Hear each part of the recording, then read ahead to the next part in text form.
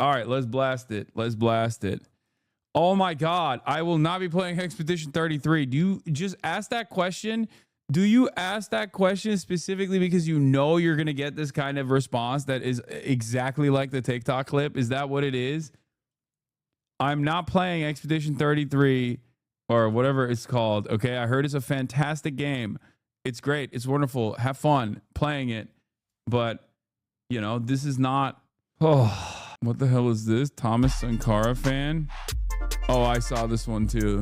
Me dabbing out my son after I see him in Hassan chat, spamming W's instead of reading dumbass marks. Yeah. This is from a hater, but I still like it. It's a good meme. This is how you engage in revolutionary acts of protest. You know what I mean? That's how you do it. Anyway, updates on Diplomat, Israeli Diplomat shooter. Updates on Israel Diplomat shooter. Confirmed the legacy median allegations. You mean legacy media allegations? During the speaking engagement in Chicago, one of the attendees asked about when you'd finish Subnautica. I'm here to follow up on that, as myself and everyone else in the chat is very invested in this. No. Okay. Updates on Israeli Diplomat shooter. Updates on, dude, what the hell? My brain is fried, dude. My brain is so freaking fried. It's crazy. Shooter did not follow you on Twitter, but follow TrueAnon. I know. I'm aware. That's like one of the funniest things has been watching. One of the saddest things has been watching people like try to tie the shooter back to me to try to get me deplatformed, and they simply can't do it. But like it's just people that don't care about anything. They're just so cynical, and they're just using this as a yet another opportunity to fucking deplatform me. It's not even on the basis of like being pro-Palestine or pro-Israel, really. Like some of them are pro-Israel. Some of the people that are doing that are obviously pro-Israel. Others are just doing that because they fucking hate me personally. Like that's their only foray into politics. It's crazy. Yeah, I saw the How to Properly Resist Israel's Genocide. It's a great thread that Hasanabi Productions made, and I will be looking at it later today. I feel like that's a great way to approach this. Leave it to Mr. Decline to center himself. I know. Time Magazine mentioned you, then Kanye in the same sentence. The trip out taken as... Wait, what? Time Magazine did? The fuck? Oh, it's Jonathan Greenblatt wrote that, dude. Yeah, he's a crackhead. The fuck? You said Time Magazine, and I was like, I thought you were being, I thought there was like real news coverage or something. No, dude, it's fucking ADL. It's Jonathan Greenblatt trying desperately to deplatform me. That's him. That's his whole shtick is like, yeah, we got to get this guy out of here. You know, I'm his like white, I'm his white whale. Like he's been trying to capture me this whole time. He's been trying to get me deplatformed this whole time. He's like, did you see this new Israel polls? Yes, I covered it yesterday. New Israeli polls are crazy. Yeah, I'm his Gulf of America. Exactly. He just won't fucking stop. He's just so goddamn annoying. I need to have him on the broadcast. Like I want to have him on the broadcast and have a conversation with him directly. Maybe he'll do that. The DOJ task force gets their lead from Stop Anti-Semitism. Yeah, I know. We'll review all leads. Thanks, man. What a fucking insane world we live in. Task force getting their leads from insane people like the Stop Anti-Semitism account. Insane doxers. Did you see the Turkish and Greek people unite over the fact that Israeli claimed dolma as an Israeli dish? Oh, that's crazy. What else? PSA stated that the attack at the embassy was anti-Semitic. Not surprised by them, but honestly still disappointed. They have a pretty large reach. Yes, I'm going to talk about that in a second. They're trying to scapegoat you. Be careful. I know, dude. I know they are. I know. I am aware. Don't worry. Okay.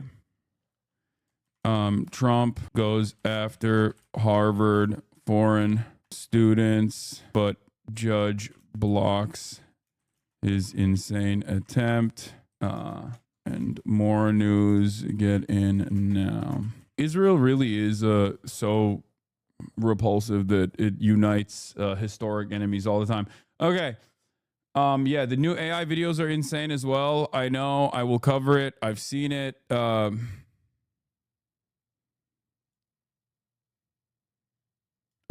New Google AI vids are wild. Get in now. Okay. Does anyone have a blast off meme or no? Bro, the left just loves to attack other leftists. TikTok timelines filled with people criticizing you and Bernie, expecting to go from now to a utopia without outing in the work. Wait, what? TikTok is yelling at me? Oh no. What else is new? Dude, there are things that are worthwhile. There's discourse that's productive, and then there's TikTok discourse. And then there's Twitter discourse. Twitter discourse is the lowest form of discourse, the most unproductive form of discourse. TikTok is like probably the second closest. I don't even entertain Sky or Blue Sky, Sky Blue, whatever. Both sad but also heartwarming. He got some food. Oh yeah, this story was so fucking sad. Oh, you have two dogs? I'm pretty new here. Seeing the second one for the first time. What breeds the other one? She's also a mix.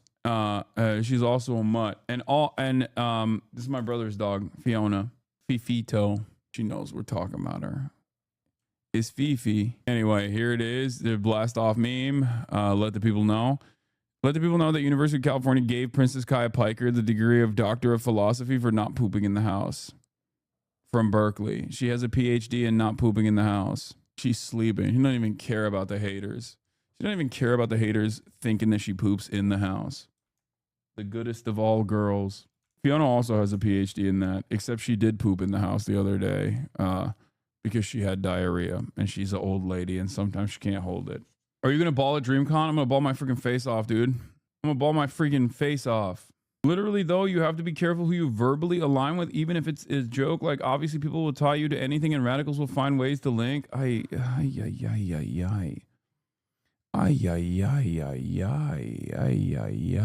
dude, what are you gonna do? Listen, if it happens, it happens. If the government wants to fucking arrest me, they're gonna arrest me, big dog. Okay? I know. I've been doing this for a while. I've been doing this for quite a while, chatter. Okay? We got Low-Key talking about Kneecap, who's coming after Kneecap. We'll obviously talk about that as well. I've been talking to them as well. What is this? It's not hate, just a statement. Mod, I don't hate anyone nor have sinister intent, but I will call out shit and will not be sorry about it. Literally, though. What is this? What does this take? Asmin is trying his hardest to link you is actually crazy. Bro, shut up. It's fine. There needs to be some repercussions for people who lie patently about you. They're getting too comfortable. I don't think you guys understand. I'm a fucking public figure, okay? There is not a lot of penalties for lying about a public figure. You are oblivious to how defamation works, okay? You are oblivious to how defamation works in the United States of America, especially. Like, if the ADL said that about me as a institution, like a legally recognized institution in the UK, and I was in the UK as well as a British citizen, I would literally sue them successfully and instantly. That's it. If you talked about the liberal genocide defenders' tactic of saying both sides suffer, how to make them understand that they're defending literally genocide?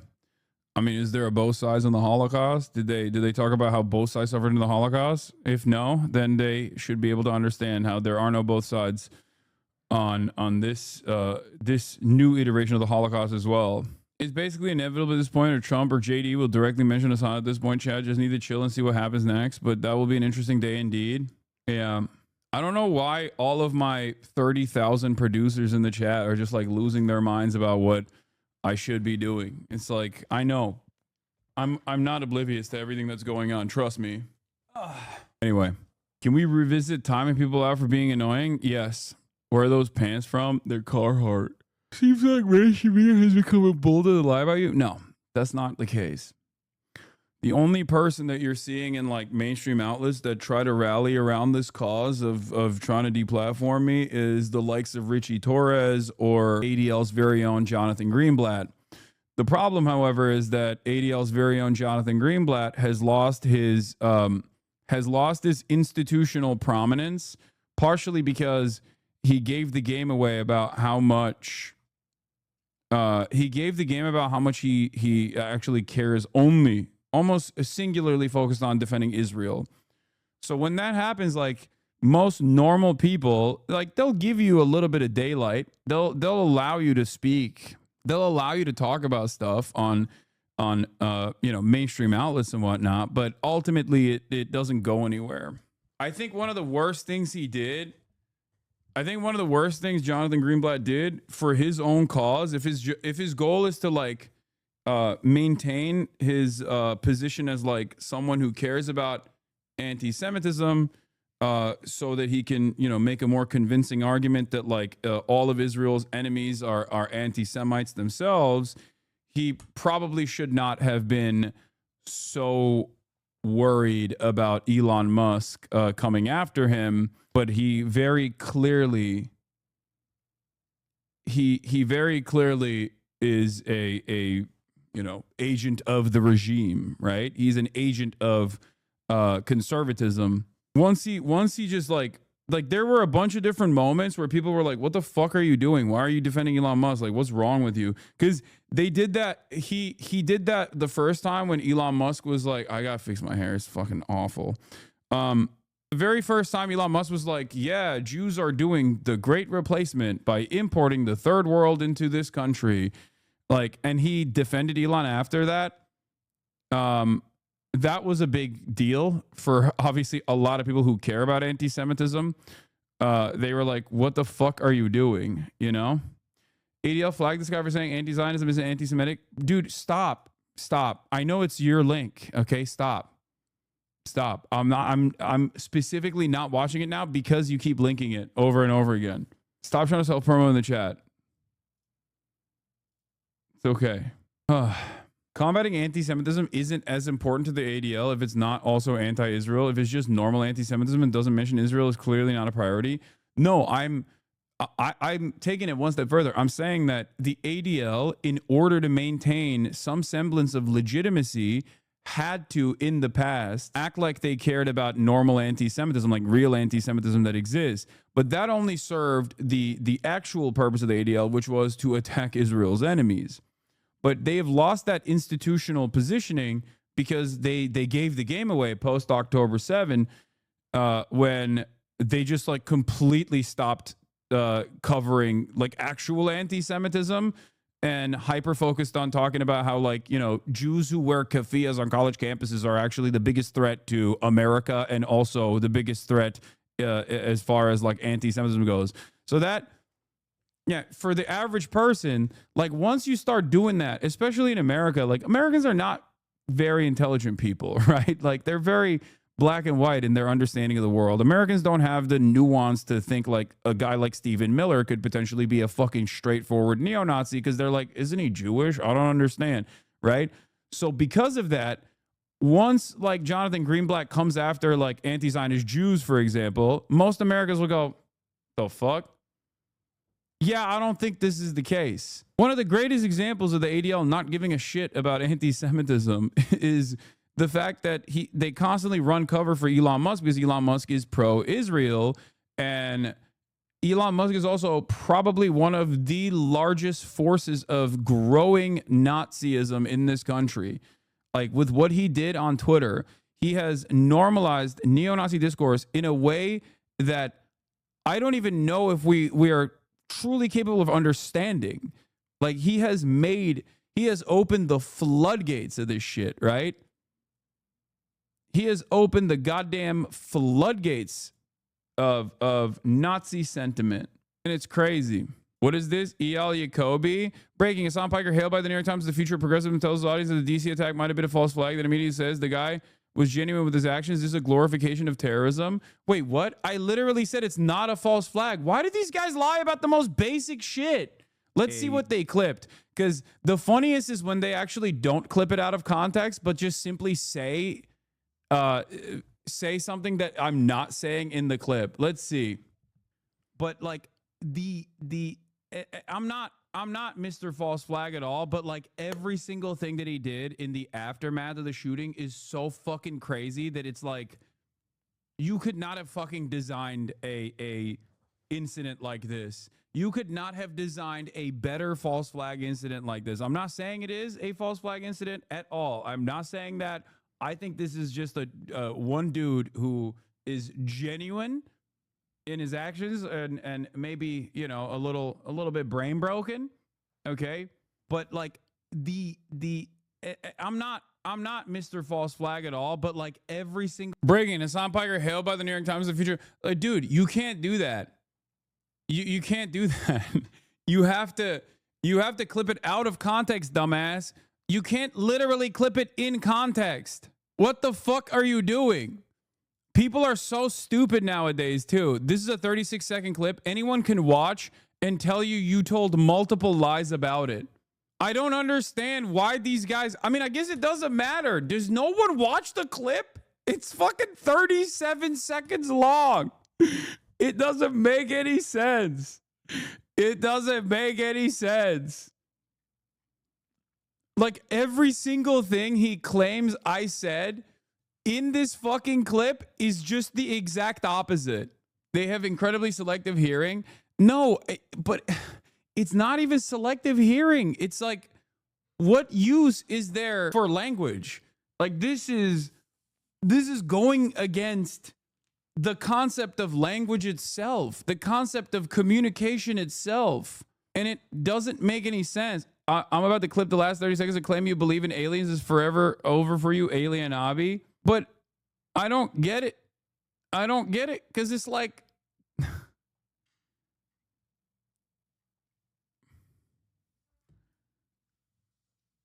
I don't know. I don't understand it. A fascinating phenomena. People clipping things and simply claiming the opposite. This is 37 seconds long. Every single... I said the exact opposite. Phenomena is plural. Yeah. It does not that's not wrong. Yeah, I'm saying like phenomena, not phenomenon. I guess I can say phenomenon.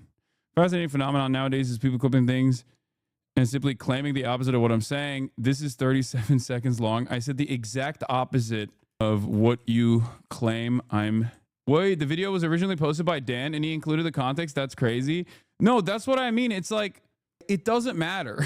It's something that has happened. It's something that has happened in this broadcast as well, where I will literally be like, I will talk about how, let's talk about something innocuous, something that's silly, right? Just to use an argument here. For the sake of an argument, I could be talking about how I love chocolate chip cookies and dunking chocolate chip cookies in whole milk.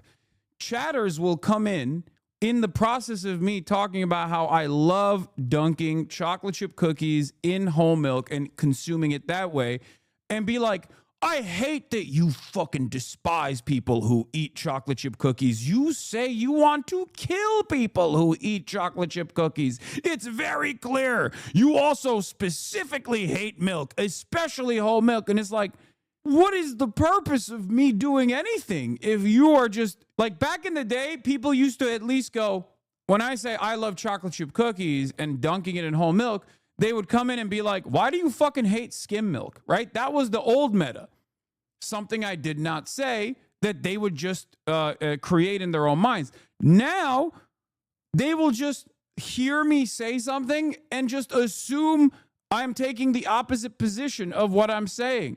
Like, it moved beyond, oh, I said I like pancakes. That means you fucking hate waffles. No, that's a whole separate sentence. Like, it moved beyond that. Now I'm saying I love pancakes. And they're saying, why do you hate pancakes? Why are you consistently saying you hate pancakes? Yeah, Twitter is the only place where well-articulated sentences still get misinterpreted. You can say, I like pancakes. Somebody say, so you hate waffles? No, bitch, that's a whole new sentence. What the fuck is you talking about? You know what? I'm just going to post that. I just don't understand. I don't understand why, like, what people get out of it. No, it's different. They are abusing the fact that Twitter users do not watch the clip. It is just lying. I know, but just like put any clip there then. Why won't they just like put any clip? Do you know what I mean? Like, why don't you just put like a totally irrelevant clip or try to like clip it out of context? They don't even do that anymore. They just straight up put the clip in context and will just claim that I'm saying the exact opposite thing that I'm saying. Anyway, this is 37 seconds long. I'm sure people aren't so stupid. This is how we get the libs to love you. Put a random clip and caption. Hasanabi says Biden is the greatest to ever do it. Yeah. Simply claiming in the description. This is 37 seconds long. And this dumbass lied about everything. Anyway, bro, writing a book for people that don't care about the truth. I mean, this is for people who probably experience this and get annoyed by it. You know what I mean? It's 37 seconds long, man. It's not that difficult for someone to just like watch it and be like, that's not what that clip is saying at all. Actually, it's the exact opposite of what that clip is saying. You looked at a 37-second clip and chose with the knowledge that you are equipped, that your audience is so dumb that they won't even watch a 37-second clip. You just chose to lie about everything that I'm saying in the clip. You chose to claim the exact opposite of what I am saying. You know? It's ridiculous. That's like 2 TikToks worth of attention span. You expect a lot out of these people? No, I think we're dumber than dirt, dude. We have officially become so goddamn stupid. Bringing up false at the time when even if Hassan doesn't believe, it implants the idea into people's brains. Bro, we're living in post-truth. The fish rots from the head down. Why would they act like this? We're in an IRL cyberpunk dystopia. I know lying is OP, but like, and I always say like we're getting dumber and dumber, but there is a level of lying that I think even the average, like even the dumbest person will probably go, yeah, I don't think that's correct. This is one of those moments where it's not like what I'm saying is confusing. But like I'm very clearly saying this is not a false flag. I understand why people think it's a false flag because it looks so perfect for a false flag, but I don't think this is a false flag. And I keep repeating that I don't think it's a false flag throughout this 37-second video. It's a very clear point. It's not nuanced, dude. Dude, you say nuance is dead. This is not nuanced. This is just how language works. Once I didn't even get clipped out of context. I can't even complain that this is a clip out of context because the context is still in the clip. I mean, sure, there is a broader conversation that I'm having there that you're not going to be able to understand in 30 seconds, but this is one of those moments where like it basically is just it's captured. The essence of what I'm saying is captured in the clip. Look, I'm going to play it once again. So I'm going to read you what the clip like what this dumb fuck is saying. I'm saying in the clip. Hassan Piker, hailed by the New York Times as the future of progressivism, tells his audience that the DC attack might have been a false flag, then immediately says this guy was genuine with his actions. This is a glorification of terrorism. Now, what doesn't make sense here is that these two things are at odds with one another. If he was genuine with his actions, then that would imply that I'm not saying it's a false flag. Having said that, let's take a look at what I actually said. This is obviously clipped by Dan Stalkman as well. My number one perverted Zionist stalker. Let's take a look. But like I'm not Mr. False Flag at all, but like every single thing that he did in the aftermath of the shooting is so fucking crazy that it's like you could not have fucking designed a incident like this. You could not have designed a better false flag incident like this. I'm not saying it is a false flag incident at all. I'm not saying that. I think this is just a one dude who is genuine in his actions and maybe, you know, a little bit brain broken. Okay. But like I'm not like it's right there.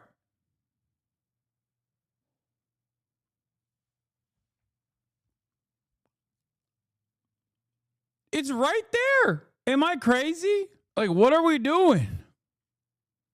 Just watch the fucking clip.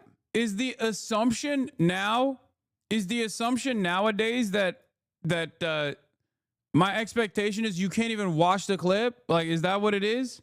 Because this is basically the same as just someone claiming something that is a complete fabrication and then everyone going, yeah, I believe it. If you can't even watch the fucking clip, what's next? You can't even read the entire tweet? Like, how much further can we go? How much more can we devolve in our endless well of stupidity? Where will this go? I can't wait to see, you know? The expectation is that they posted a clip, therefore the clip supports their claim, so pedophile Nazis won't need to bother watching. Watching the clip is anti-Semitic. This isn't even, like I said, this isn't even about nuance. Like, this is not about nuance. What is shocking is how bad this propaganda is. They're going to be like, we would lie brazenly exactly like that, so why should we believe you? This is so dumb. It's like asking Grok to fucking summarize the video, you know? It's shocking how stupid people have gotten. They don't read the entire tweet. They see Hasanabi and start typing. Yeah. It's deliberate because the title is a bad first impression. When people watch the video, they're more likely to hear what was already mentioned in there. Therefore, the title blasting the listener. Okay, here's the thing. If I were to watch something, if I were to see a random account on Twitter without making any assessment whatsoever about like their politics or anything like that, and I saw something that this account was posting that was directly at odds with the proof that they posted in the video right underneath it, I would just never treat this person seriously again. I would go, hey, there's a limited amount of time in my day where I am trying to process information as fast as possible, and you have now wasted my time. You have lied to me. You have led me astray. And you have done so in such a simple to understand manner that I will never treat you seriously ever again. At least that's how I operate, where I feel like if someone has wronged me in this regard, then I will never trust them again, you know? Or at least like, if I'm going to be charitable, I'll be like, okay, maybe this was wrong. Maybe this person got it wrong. But next time I'll be a little bit more skeptical, right? And it blows my mind that people don't exercise that at all. And I think part of the reason why people don't exercise this level of caution at all is because everything is just stand culture. Everything's computer. Everything's stand culture. And what I mean by that is there are teams.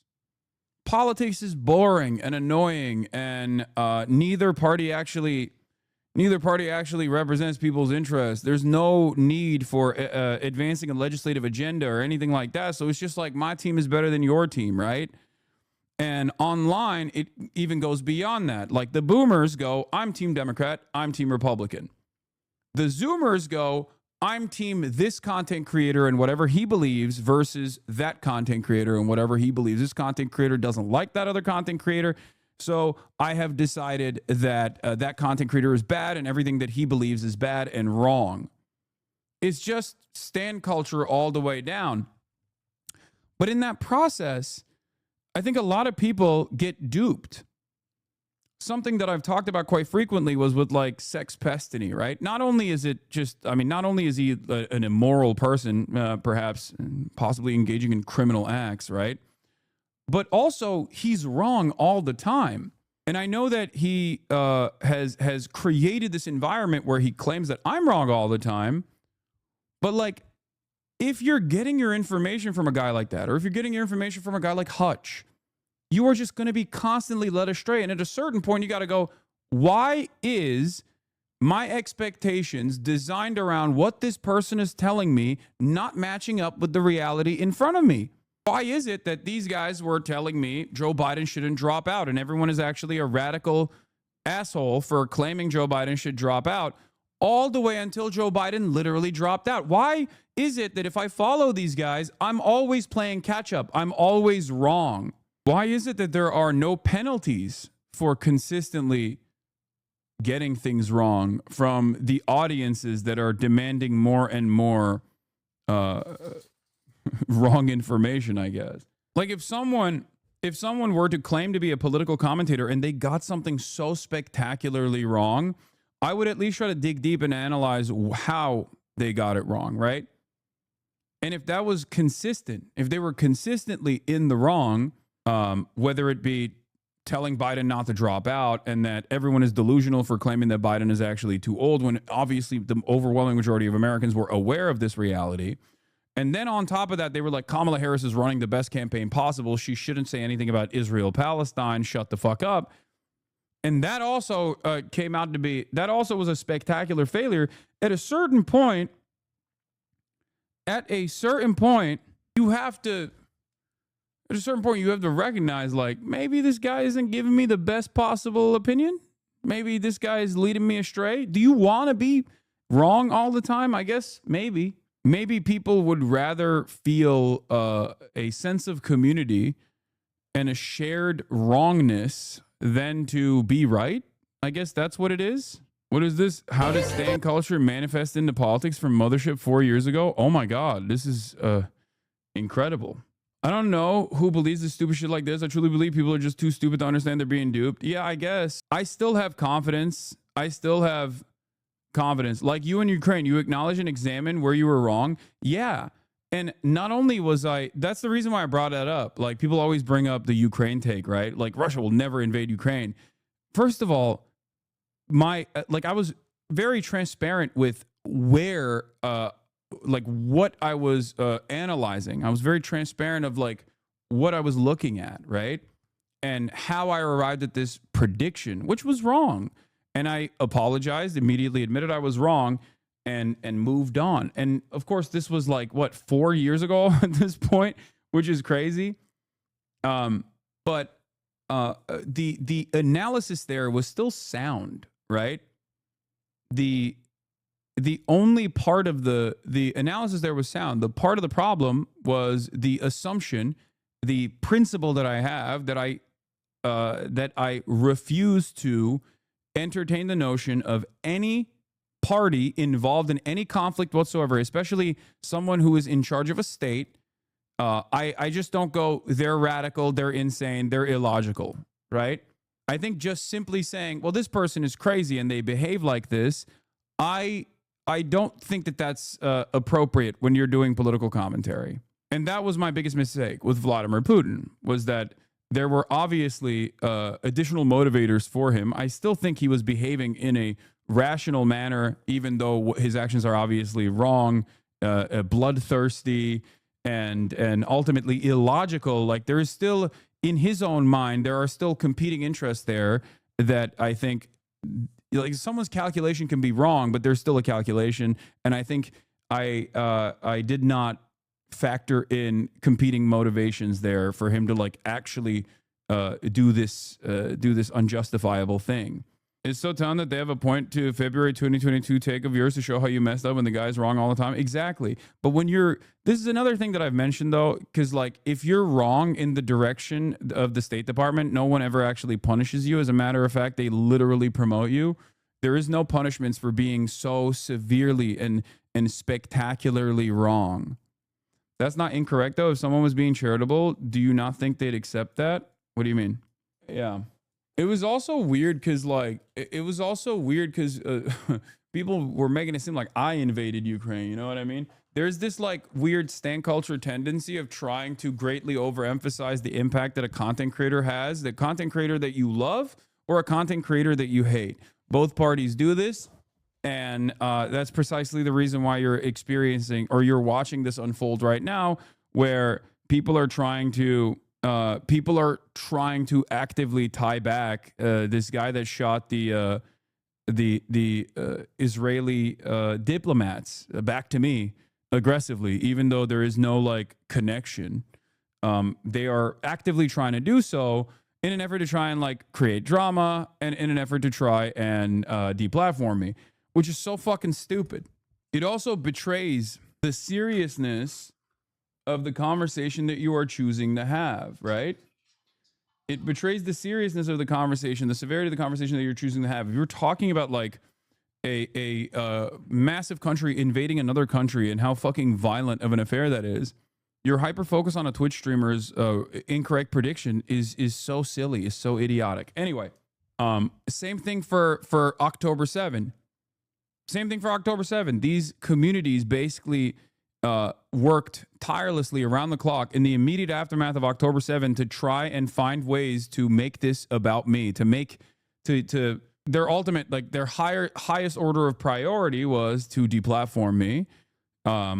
No care or consideration for taking like any sides on this at all. And in serving that interest, they basically started just finding anything and everything they can, clipping shit out of context over the course of like an entire year of coverage over this genocide, in an effort to build this comprehensive database of like things that I don't believe or things that I do believe that is actually incorrectly interpreted, to create a sophisticated deplatforming mechanism. And I think in the process, a lot of apolitical people made up their minds on this issue and assigned, like they made up their minds on this issue, and then they decided that they're on one side. They're on the side of a content creator, right? And it's weird because like I still have this opinion that I still have confidence in my fellow man. Perhaps it's misplaced, but I still believe that like people are capable of making up their own minds on issues like this, rather than letting their favorite content creators hold their hands and developing a parasocial relationship and having that be their substitute for understanding the world. It's really sad that I don't think that is going to take place. Having said that, however, if there's one issue where there are organizations that are just as schizophrenic as like the online slop tuber ecosystem that is willing to dox, that's willing to clip things out of context, that actually has, unlike the online slop tuber ecosystem that's just simply doing Gamergate style harassment campaigns, that actually does have institutional prominence, it is the pro-Israel advocacy organizations that masquerade as Jewish advocacy organizations or masquerade as organizations combating anti-Semitism. So it has been this like perfect merger of two forces that are brain broken enough and insane enough coming together finally in this moment, this unique moment of a lot of political hostility and tension. And here you have it. Under the Trump administration, especially, you have Leo Terrell, whose entire group, his goal for the Department of Justice is he's the leader of the anti-Semitism task force. Here he is following the lead of stopantisemitism.org. Sure, ignore what? There is no ignoring this stuff. My point is, you can't ignore it. Meet Guy Christensen, a TikTok influencer with millions of followers who has built his platform by glorifying terrorism, spreading anti-Semitic propaganda, and most recently celebrating the murder of Jews. Here's what he had to say about the brutal sayings of Sarah Milgram and Yaron Lejinsky. Refuses to condemn the murder of these two Israeli embassy staffers. Claims it's wrong to label the killings as anti-Semitic terrorism, despite the shooter's manifesto. Smears Sarah Milgram and Yaron Lejinsky as war criminals. Defends Elias Rodriguez as a resistance fighter. Says he'll meet any pushback with greater resistance and escalation. Praises suicide and self-immolation from individuals like Aaron Bushnell. This is not activism. This is incitement. At FBI, at Attorney General Pambody, at Leo Terrell DOJ should take a hard look at Guy Christensen. What is crazy is that normally this kind of statement is coming from like an insane person, right? This kind of statement is coming from like a truly insane person. Normally, under normal circumstances, no serious institution is supposed to take this seriously. Like it's akin to this. A guy by the name of X Roblox saying Hassan is partially responsible. Like that is not a serious statement. As a matter of fact, it's a serious accusation and one that normally would be prosecuted in a court of law. But when you're doing this as an anonymous account online, that's fine. But when you're actually doing this and the Department of Justice is responding to your call, then all of a sudden, the people holding the reins of power are unserious. Do you understand? And it's just like lies built on top of lies that create this incredibly dangerous environment where, unfortunately, we find ourselves at the mercy of some of the most schizophrenic individuals in society and their hallucinations. I'm going to have a serious accusation how you portrayed Ukrainians as dumb Slavs who are in denial that they are just Russians. What? Whatever. At least you're consistent on Palestine. No, I don't believe that Ukrainians are dumb Slavs who are in denial that they are just Russians. The fuck? Are we talking about Trump derangement syndrome? Wait, you say that that guy's extremist? Where's the lie, though? He won't condemn the murders. He doesn't have to. The victims are indeed war criminals who stole Palestinians' homes. I don't see how any of those statements is extremist. It's extremist in the same sense that, like, for the average person that tunes in the liberal media, that is an extremist statement, okay? Having said that, however, the idea that, like, the Department of Justice is supposed to combat this, the Department of Justice is supposed to go after this person in particular for saying this is insane. That is an insane fucking thing to do. Do you understand? It's like getting your notes from a person that, look, this is Free Palestine has shown up at my house and parked in my driveway. I'm not exaggerating when I say I worry about these people killing me all the time. I have multiple people with full psychosis that email me obsessively. Free Palestine has shown up at my house, parked in my driveway, and emailed me pictures of my front door telling me they were going to come in and kill me. It also feels as though there are so many people that are simply narcissistic and just trying to make this issue all about themselves, like they are the biggest victims. Something that I brought up, aside from Brianna Wu, which is really funny because, like, she's not, she's not Jewish. She didn't know anything about Israel until October 7, and even then she knows less since October 7.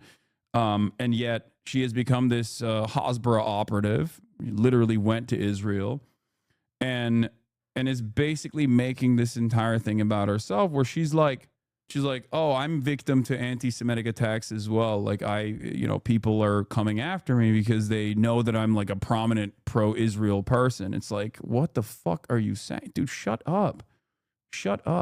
Anyway, but there's another example of this as well, and I tweeted about this yesterday. This account says, I wonder if there's a mental illness, term for a mental illness that makes one compelled to center themselves in any and all events. As you watch Hassan fans and Twitter leftists celebrate the murder of 2 innocent Israelis, okay, didn't happen, understand that me and Hila are just as valid targets to them. I don't think so. That's ridiculous. I've known this as people like Hassan and iDubbbz lecture me about hallucinating threats. I knew this the moment I ended Leftovers. Why would I want to be a member of a community that would literally cheer on my death? There is a toxic, violent, nihilistic extremism brewing on the left, and it should scare all of us. Okay? No, this is a hallucination. I will say it once again. If I don't think it's appropriate for someone to call CPS on Ethan Klein, why the fuck would I ever think it's appropriate for someone to kill Ethan Klein? Are you stupid? Of course, that is insane. That is psychotic. That is a psychotic assessment. Okay? No one. Anyway, it's a grift. To which I said, 2 Israeli embassy officials get killed, and Ethan Klein predictably moves to make the moment about himself from the comfort of his mansion as the criminal state his community keeps defending continues with his unlimited child murder. And then he responded to that by cutting off his own silly statement this time and just simply showing mine. Imagine saying this to any other minority group in the wake of a violent tragedy. To which I said, Lemao, still going on, by the way. You are an immensely privileged, wealthy YouTuber who's using the backdrop of a live stream child holocaust to try and make drama slop as you call for deplatforming of pro-Palestinian voices. Have some fucking dignity. You are not a victim, just a narcissist. That's it. It's like that age-old conservative meme of the conservative lady from the UK being like, this is what it feels like to be a fucking white woman in the UK, a conservative white woman, and it's a target on her forehead. And someone responds, yeah, this is a perfect analogy because no one's coming after you and you fucking place the target on your forehead. Katie Hopkins, yeah? And what you need to understand, is this, okay? Yeah, this is how it feels to be a white conservative woman. Perfect analogy because that's not a real target and you've put it there yourself.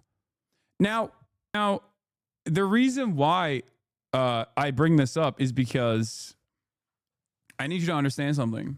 Israel is a right-wing institution, okay? It is a fascist. It's the most right-wing you can get, but it's a fascist, right-wing, reactionary country. And my job as someone who tries to get Americans to understand certain concepts will always utilize the existing contextualization tools that you have in front of you. That's why I always talk about how this is exactly what Israel defenders do, okay?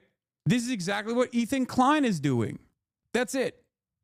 The only difference here, however, is that anti-Semitism is a real point of marginalization, and yet people who are pro-Israel bastardize that concept and weaponize that concept to make it seem like people are against them simply on the virtue of them being Jewish, when there are more Christian Zionists in this fucking country than there are Jews across the board, Zionists and anti-Zionists alike. But it is the exact same thing. It is a permanent spiral of self-victimization when you are defending one of the most powerful nations in the region with nuclear arms, doing a fucking genocide on a captive population that it has occupied illegally for 77 years. And it's backed by, this country, Israel, is backed by the most powerful nation on earth that is offering it unlimited arms. And you want to present yourself as the victim living in that most powerful nation on the planet for not being able to describe your pro-Israel position without scrutiny. The amount of privilege here is unfathomable. The amount of privilege here is unfathomable in comparison to like the average black or brown or even white anti-Zionist, even Jewish anti-Zionist. And I'm not even going to make this comparison to the average Palestinian, okay? Because that is disgusting to even mention in the same category. There is no comparison whatsoever in comparison to obviously the average Palestinian and what they're going through.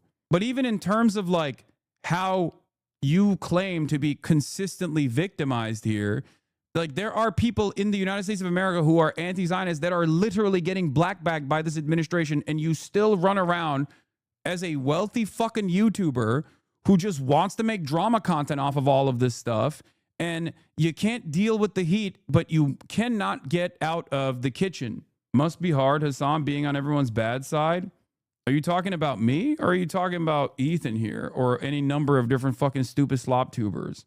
Because I might be on the bad side of your favorite content creators, but that's more so just telling on yourself. Like there are plenty of people out there who are still very much pro-Israel, okay, due to the endless amount of social conditioning that they have experienced, taken for granted, believed to be true, okay? Having said that, at least a lot of those people have the dignity to shut the fuck up, you know? There are plenty of people who are right now shutting the fuck up. And the reason for why they're shutting the fuck up is because even they understand it's perhaps not the best look to self-victimize when everyone can see how devastating the situation is. And then there are those who have completely fucking lost the plot. And yes, I mean, this is a perfect 2-minute video of the insanity, especially as it pertains to like, this is a clip that I saw that I could not believe, okay? This is a perfect demonstration of what the real resentment is. Ethan Klein's resentment towards me is not about Israel. He's trying to use the wrong side of this Israel-Palestine situation as a way to get additional help from other groups. But the real fucking reason for why this resentment exists is just purely personal. I think under different circumstances, he's been able to humiliate people, bully people into submission, deplatform people aggressively. But it's not happening for him this time. And he literally cannot contend with that reality. He just can't figure out why it's not happening. And there is, this in and of itself is a perfect demonstration of that. I found a really funny meme while being in the bathroom just now. And okay. It's some sort of like hater pipeline, I think, but it must have made it to Instagram, like normie Instagram, and I found it so funny. Someone said, "Hey, love, I saw this like a week ago, and I fucking died." Yeah, this is probably the funniest meme I've ever seen. I didn't want to share it for It went mainstream. mainstream for real. This? Yeah. Where? So goofy. It was on Twitter, it was on Instagram, meme pages were reposting it. Someone said he looks Really? like he's hiding the zombie bite from the group. That's true. I see it. You're like concerned. I don't know why my face looks so like this. I think someone must have edited Yeah, this. I'm sure, Yeah, but okay. it I don't just know. No, fully. bro, stop. No, Look the- at it. the saturation There's like is turned weird up. age and saturation stuff. Oh, I don't think it's maybe. aged. I think it's just slightly saturized. No, that ain't normal. Somebody definitely. No, it's only saturation or. You know what? I'm gonna say. You guys are like, oh, Ethan needs to disclose that the feed. Let's defend Hassan at every fucking corner Nobody's in every defending possible way. anything. Oh, shut His up. feet are not that big. The minute This is a perfect demonstration of a crash out, a narcissistic crash out, where this isn't even about me. Why the fuck does he just like randomly bring me up? He's like, oh, you guys love Hassan. You always defend Hassan when I'm actually fucking editing stuff about Hassan to make fun of his like feet or whatever, which I think is very strange, but you know, go off king, I guess. And then he just like uses me as a cudgel here. I am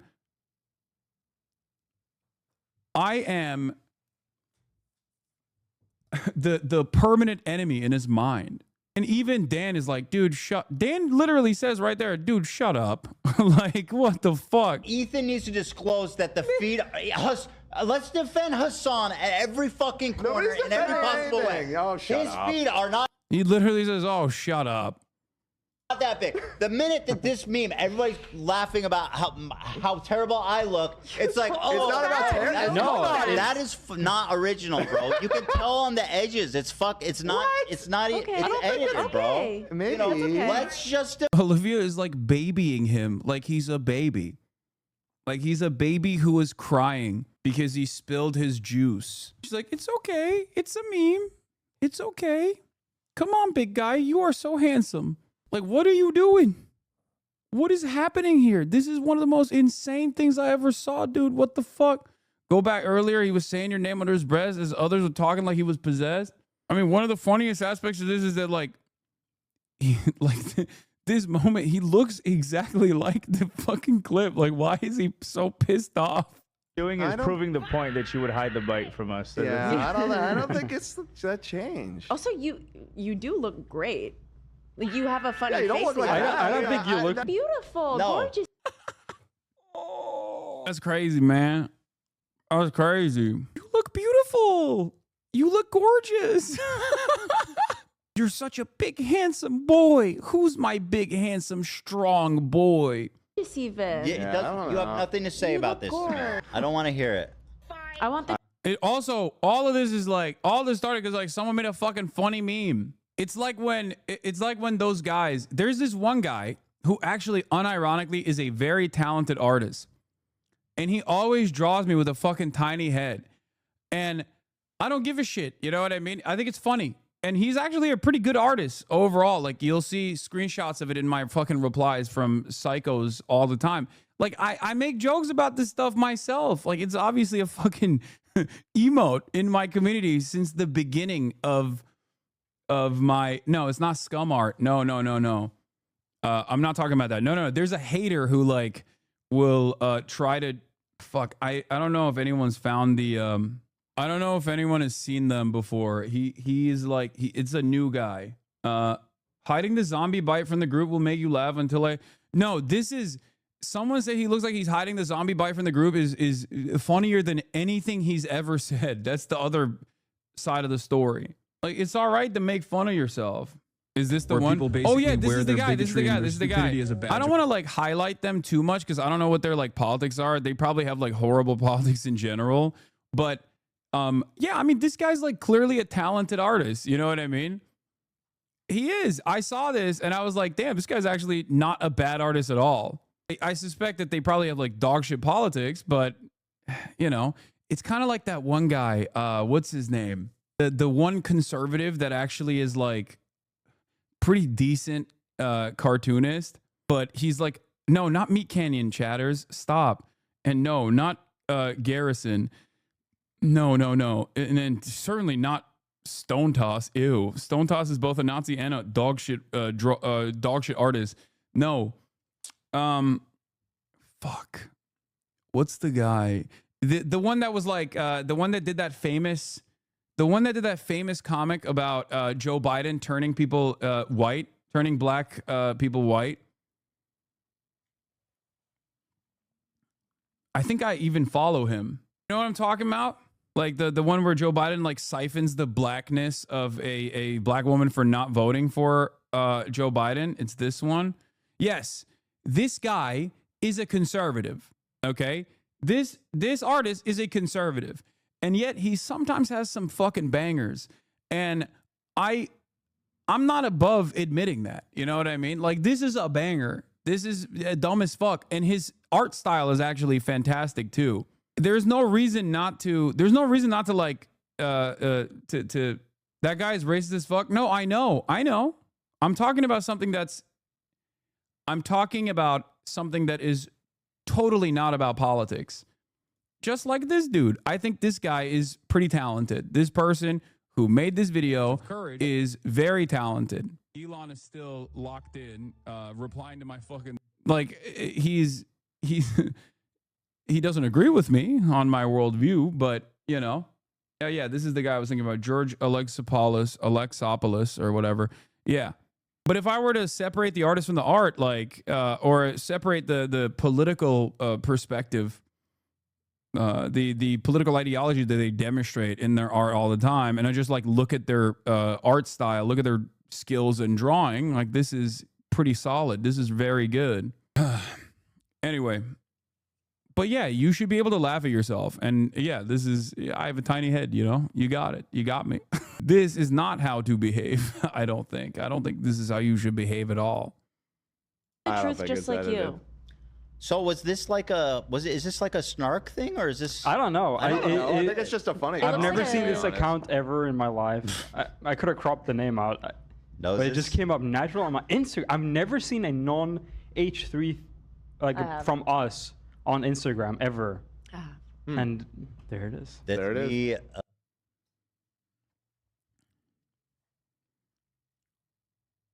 Yeah. Clipped admitting your head is tiny. Fuck. God damn it. God damn it.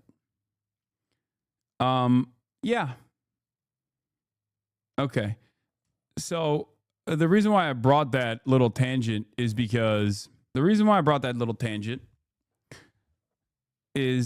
obviously because there are a lot of egos involved here in this conversation, but Hasanabi Productions actually did this fantastic thing where doors open.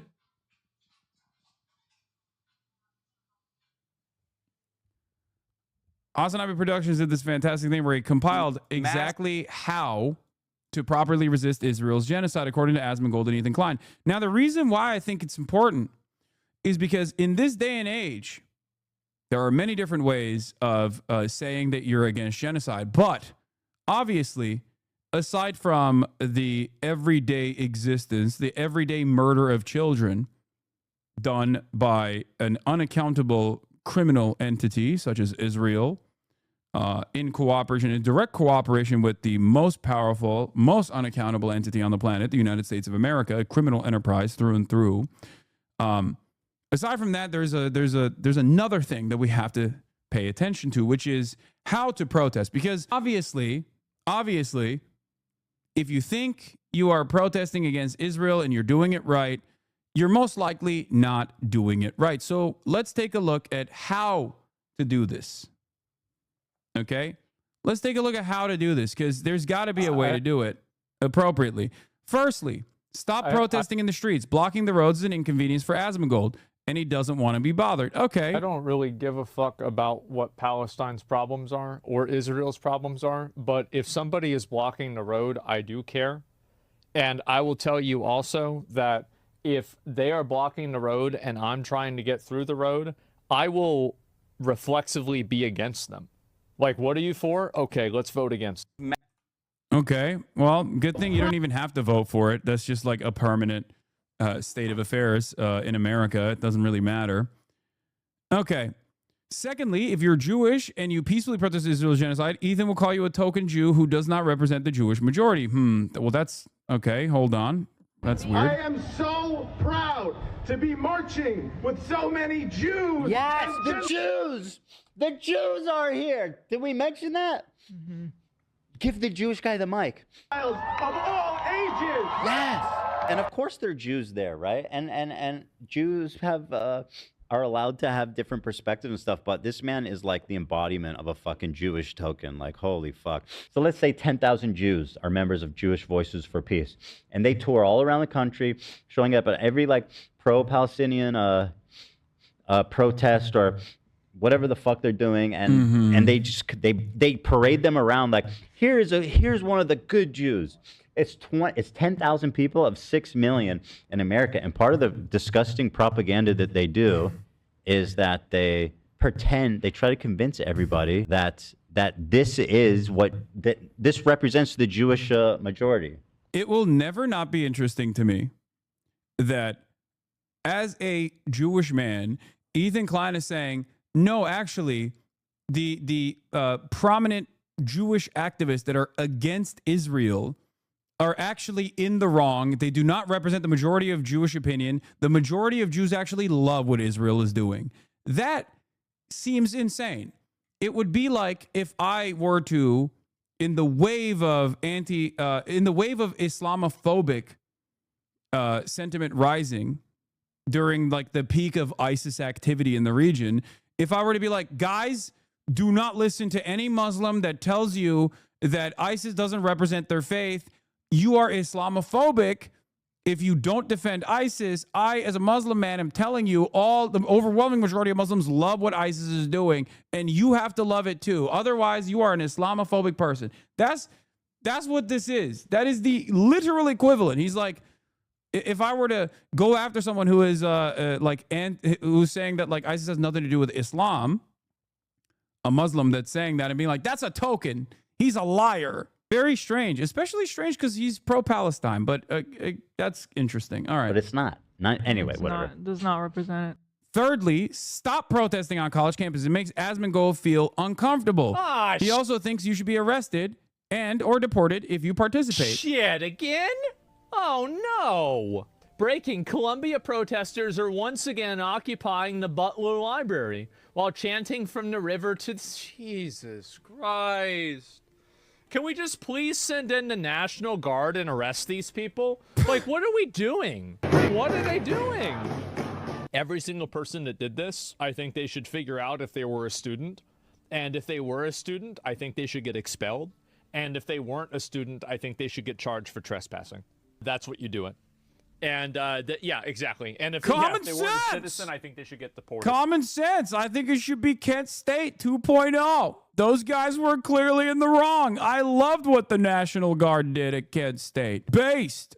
My point is when don't use emancipatory slogans like "from the river to the sea" when protesting. It makes Ethan feel uncomfortable. Obviously, Ethan's personal feelings are infinitely more important than I don't know, people saying like "free Palestine" or "from the river to the sea, Palestine would be free." Obviously, we have to factor in his personal opinions on this.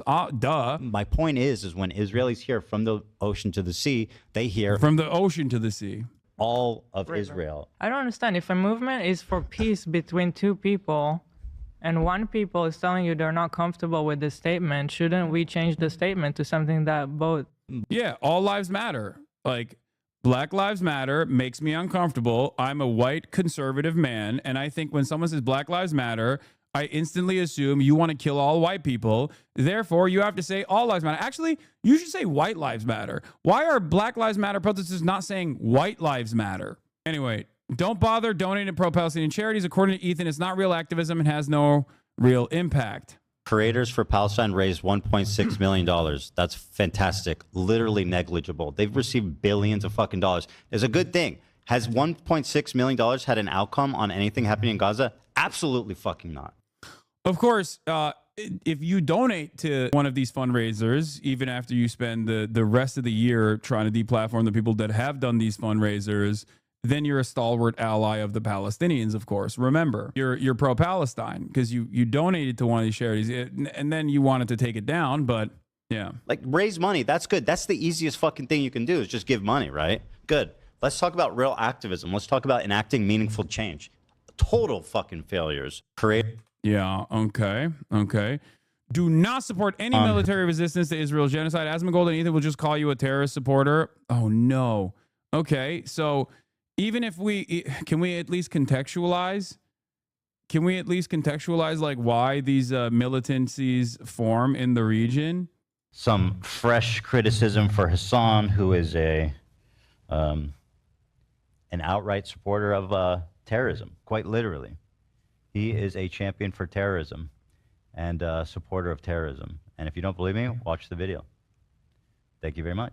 That's all I have to say about that. When you say that you support the actions of a terrorist organization and you interview them on your stream and then you play their propaganda, you end up getting detained for extra questioning, re-entering the country. And I think that Hassan and everybody else, including myself, let's all sit together and say a collective thank you to the government for keeping us safe. Shut the fuck up, you fucking cockroach. Oh my God. What a disgusting little creature this is, okay? What a disgusting little creature. Thank you for defending our nation state to the Trump administration for detaining a Twitch streamer. Like, Asmongold is such a fucking liar on this issue, okay? He knows that I am not a fucking dangerous entity. He has to present it as such because he has to, like, consistently up the ante, okay? He has to consistently up the ante because he is captured by the interests of the broad right-wing movement that is formed in his chat as he consistently farms right-wing dumbasses, okay? That's it. Would you debate him? Yes, but he runs away from that sort of thing because he knows he would be humiliated because all he can do is just like chirp from his hug box, and that's it. And it is what it is. Okay, so it seems like Israel killed another 50 people today in the residential building. Another 29 died to starvation. Will Ethan Asmongold or any other drama-adjacent content creator talk about it? Of course not. It's not more important than trying to get Hassan or other pro-Palestinian content creators banned. One more, I almost forgot. Do not be a Muslim while living in Gaza. It's hard for Asmongold to feel sympathy for you if you're being genocided. I don't give a fuck. They're terrible people. They come from an inferior culture. Okay, this is the last one. So obviously, if you are existing as a Palestinian in the Gaza Strip, then yeah, you can't do that either. Why would he debate you? You're sitting in LA talking about wars 100,000 miles away. Shut the fuck up. Great question. He's in proximity to the Gaza Strip. His proximity to the Gaza Strip is like negligible in comparison to mine. I am more knowledgeable than he is, though, especially considering that I do talk to people that are in the Gaza Strip and have interviewed people that have escaped the Gaza Strip and have read plenty of books on the issue that pertains to the Palestinian plight over the course of the past 77 years of occupation. If you are talking about this sort of thing, then, you know, if you have these firmly held convictions about what must be done to the Palestinians, then perhaps, you know, it would be okay to have this back and forth with the person that you are consistently calling a terrorism supporter that needs to be fucking deplatformed and that the government is doing a good job detaining. Don't you think that would be fair? Of course, you don't think about anything, and you certainly don't think about this either. It's not the proximity to what's going on is not the problem for you. The problem for you is what I'm saying. And because you can't actually argue against what I'm saying, you have to find something else to cling on to. I think if we're looking at two individuals who are engaging in political commentary, and one party is just not even knowledgeable at all about it, and the other party is at the very least knowledgeable and making an effort to understand the plight of the Palestinians, the people that are being genocided, you know, I think you're a responsible enough adult to make up your own mind on who has more knowledge on the situation. If you want to, who would be more impactful to talk to about this kind of stuff. If you want to consider a genocide as a systematic killing of a group of people, they have genocide built into Sharia law right now. So no, I'm not going to cry a fucking river when people who have genocide that's baked into their laws are getting genocided. I don't give a fuck. They're terrible people. It's not even a question. It's crazy that people don't see it that way. They'd be doing the same thing. How much did they kill? As many as they can. They're not able to kill as many people as Israel because they don't have as many bombs and as many weapons. But if they did, they'd be doing the same thing. You also can't use terms created by the genocidal state itself. Oh, yeah, you can't say Hasbara. You will read people saying I'm doing Hasbara, which means propaganda in Hebrew. What they really mean when they say Hasbara is Jewish propaganda, because they just saying propaganda isn't good enough to describe what the Jews do. That's why they use the Hebrew word for it. Yeah. Which, by the way, ironically, is the word that Israel uses in its attempts to convince others in the Western world. This is why people say Hasbara. Hasbara is not Jewish propaganda. Hasbara is Israeli propaganda. Hasbara is propaganda at the behest of Israel. They have entire departments dedicated to this. They spend a shit ton of money on this, actually, openly. Like the Knesset openly states that there are Hasbara initiatives that they are spending additional funds on.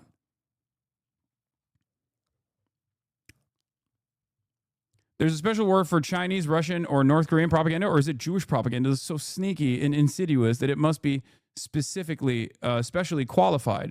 This dude was talking about noticing, which is a dog whistle. I don't. Anyway, that's I mean that's just him trying to show his chat that he is based, while simultaneously showing his chat that he is still pro-Israel. But he's still based, though. Don't worry. Don't worry, chat. He's still based. That's it. Just takes enough. That's right. These people. He's pro-Israel, but in a based way. Are not your allies. They are not the same as us. They come from an inferior culture that is horrible. It kills people for their identity, and it is directly antithetical to everything Western values stand for, and it is an inferior culture in all ways. It is that simple. No, I don't feel bad for them. I don't feel sorry for them. I don't care. I don't support them.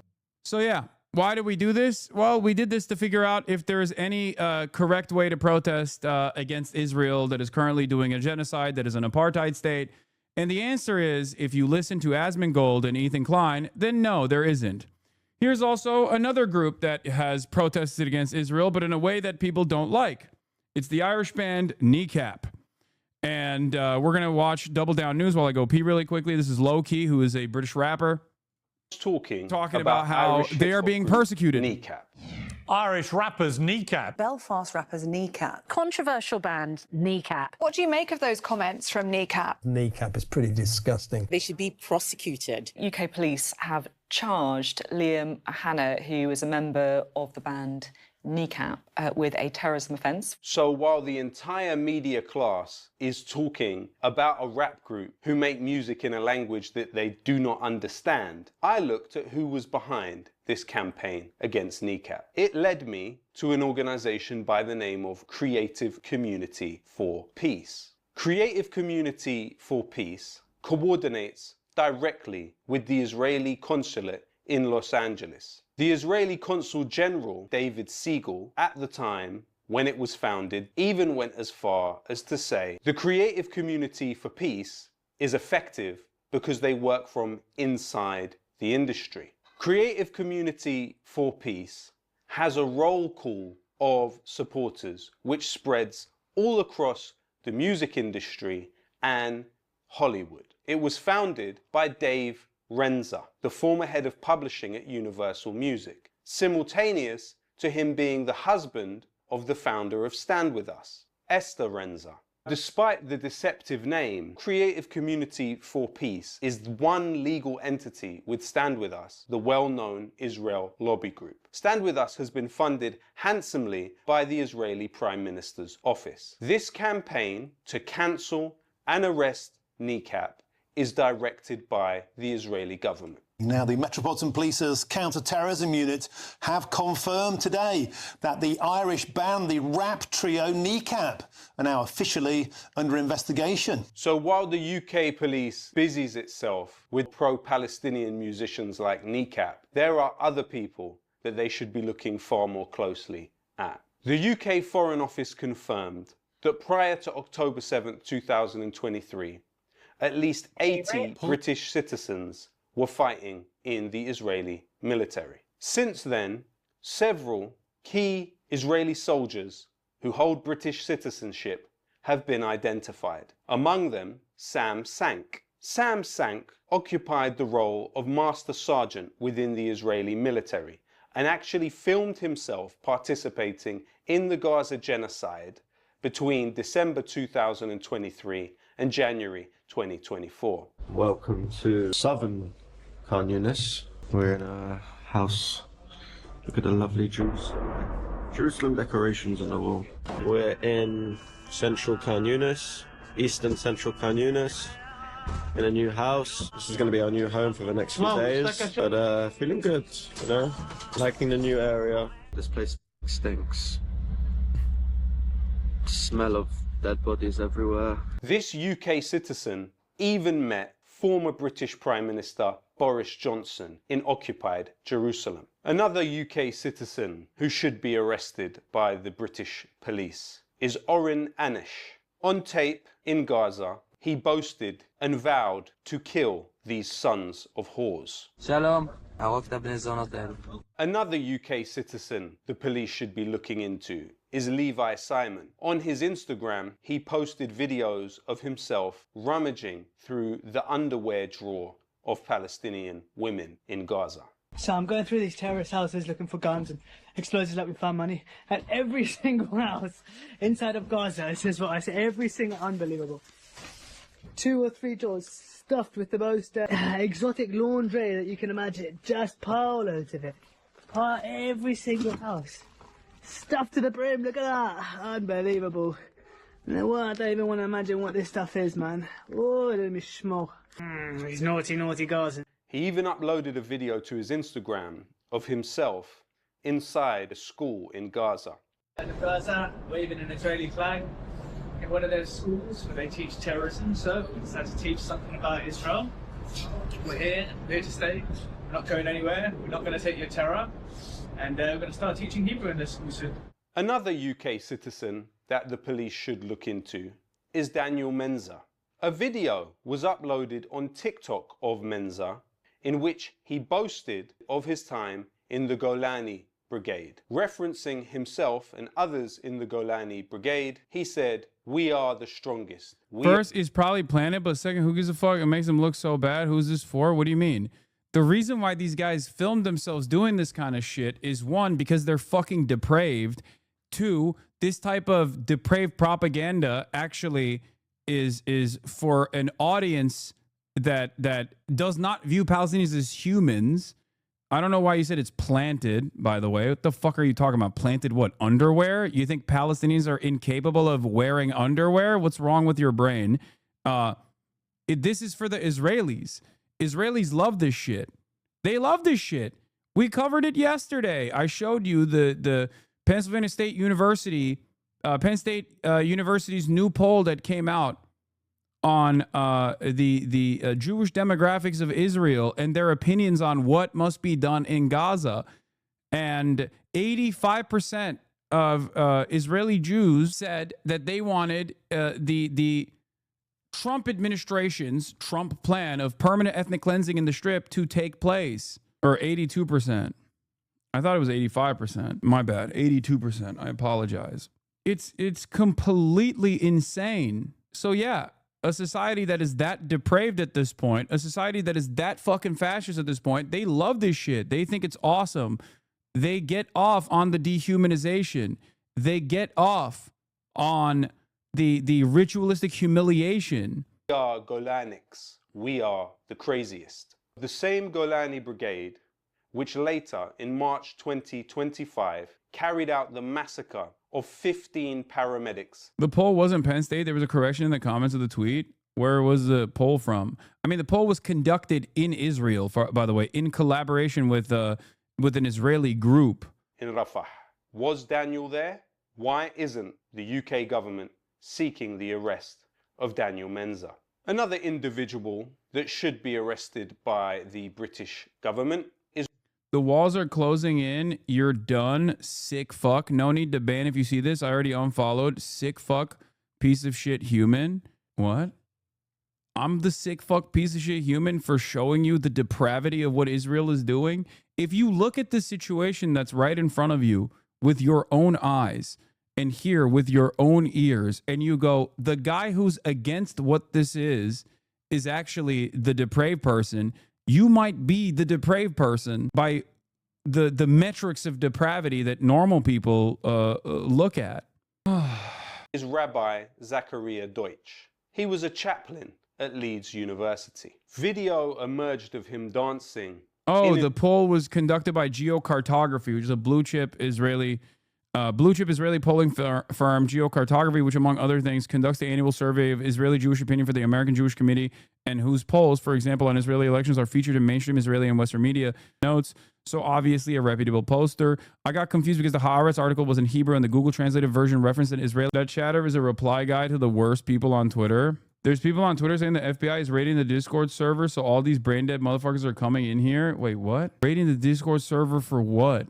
Like, do people think that I'm dumb enough to do like illegal shit? Like, are they stupid? I guess they are. So they just like fantasize about things that aren't happening. But when it never actually happens, when it never actually takes place, when it never actually ends up taking place, they just move on to the next fantasy, you know? Like, this is all public. What are you talking about? Israeli military uniform with other Israeli soldiers. A key organization which funnels British citizens into the Israeli military is Garan Tazaber.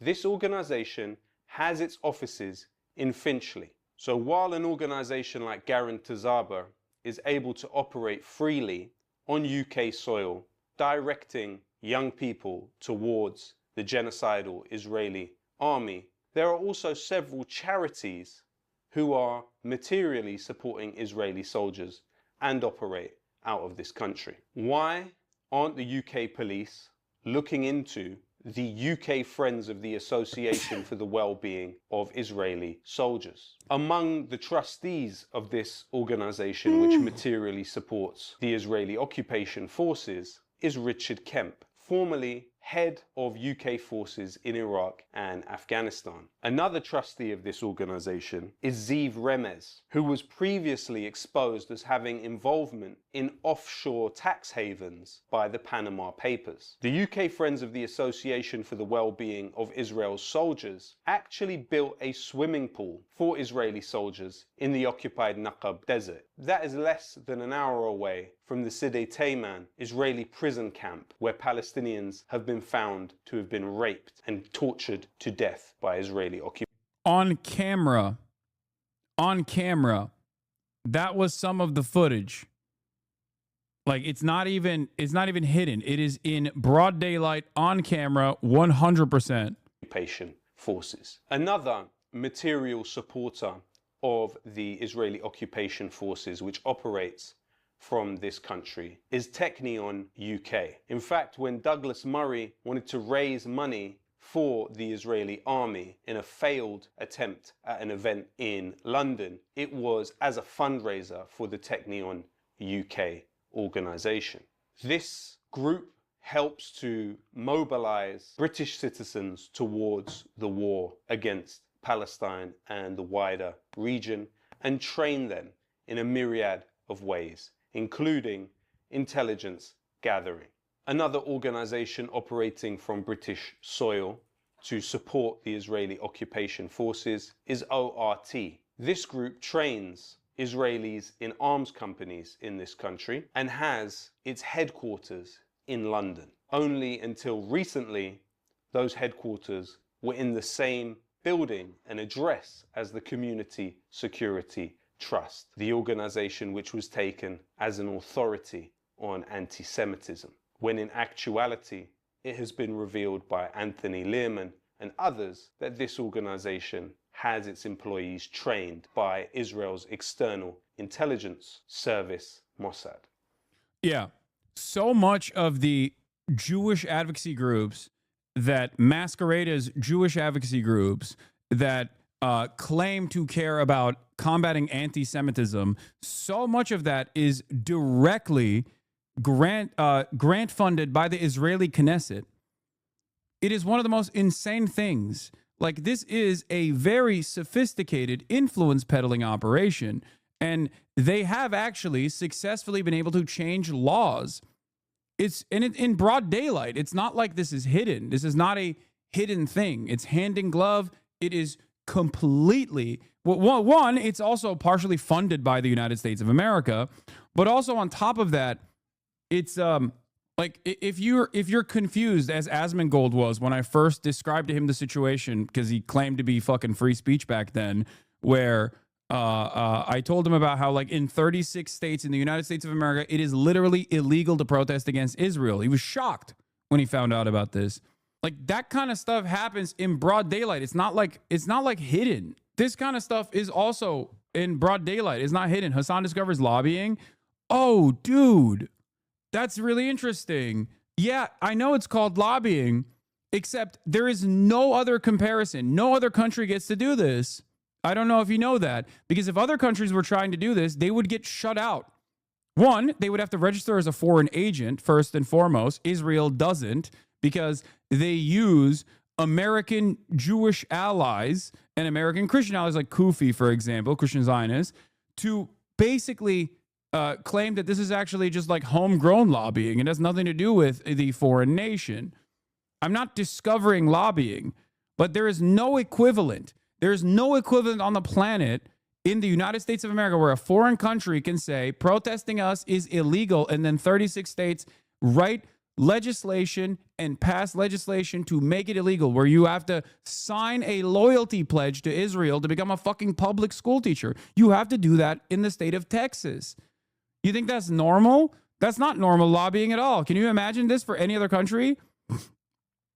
Like, imagine criticizing Estonia is illegal if you ever want to be a public school teacher in the state of Texas. Everyone would laugh at that. Criticizing Saudi Arabia is illegal if you want to be a teacher in the state of Texas. It's not even illegal to protest America in the United States of America, but it's illegal to protest Israel in the United States of America.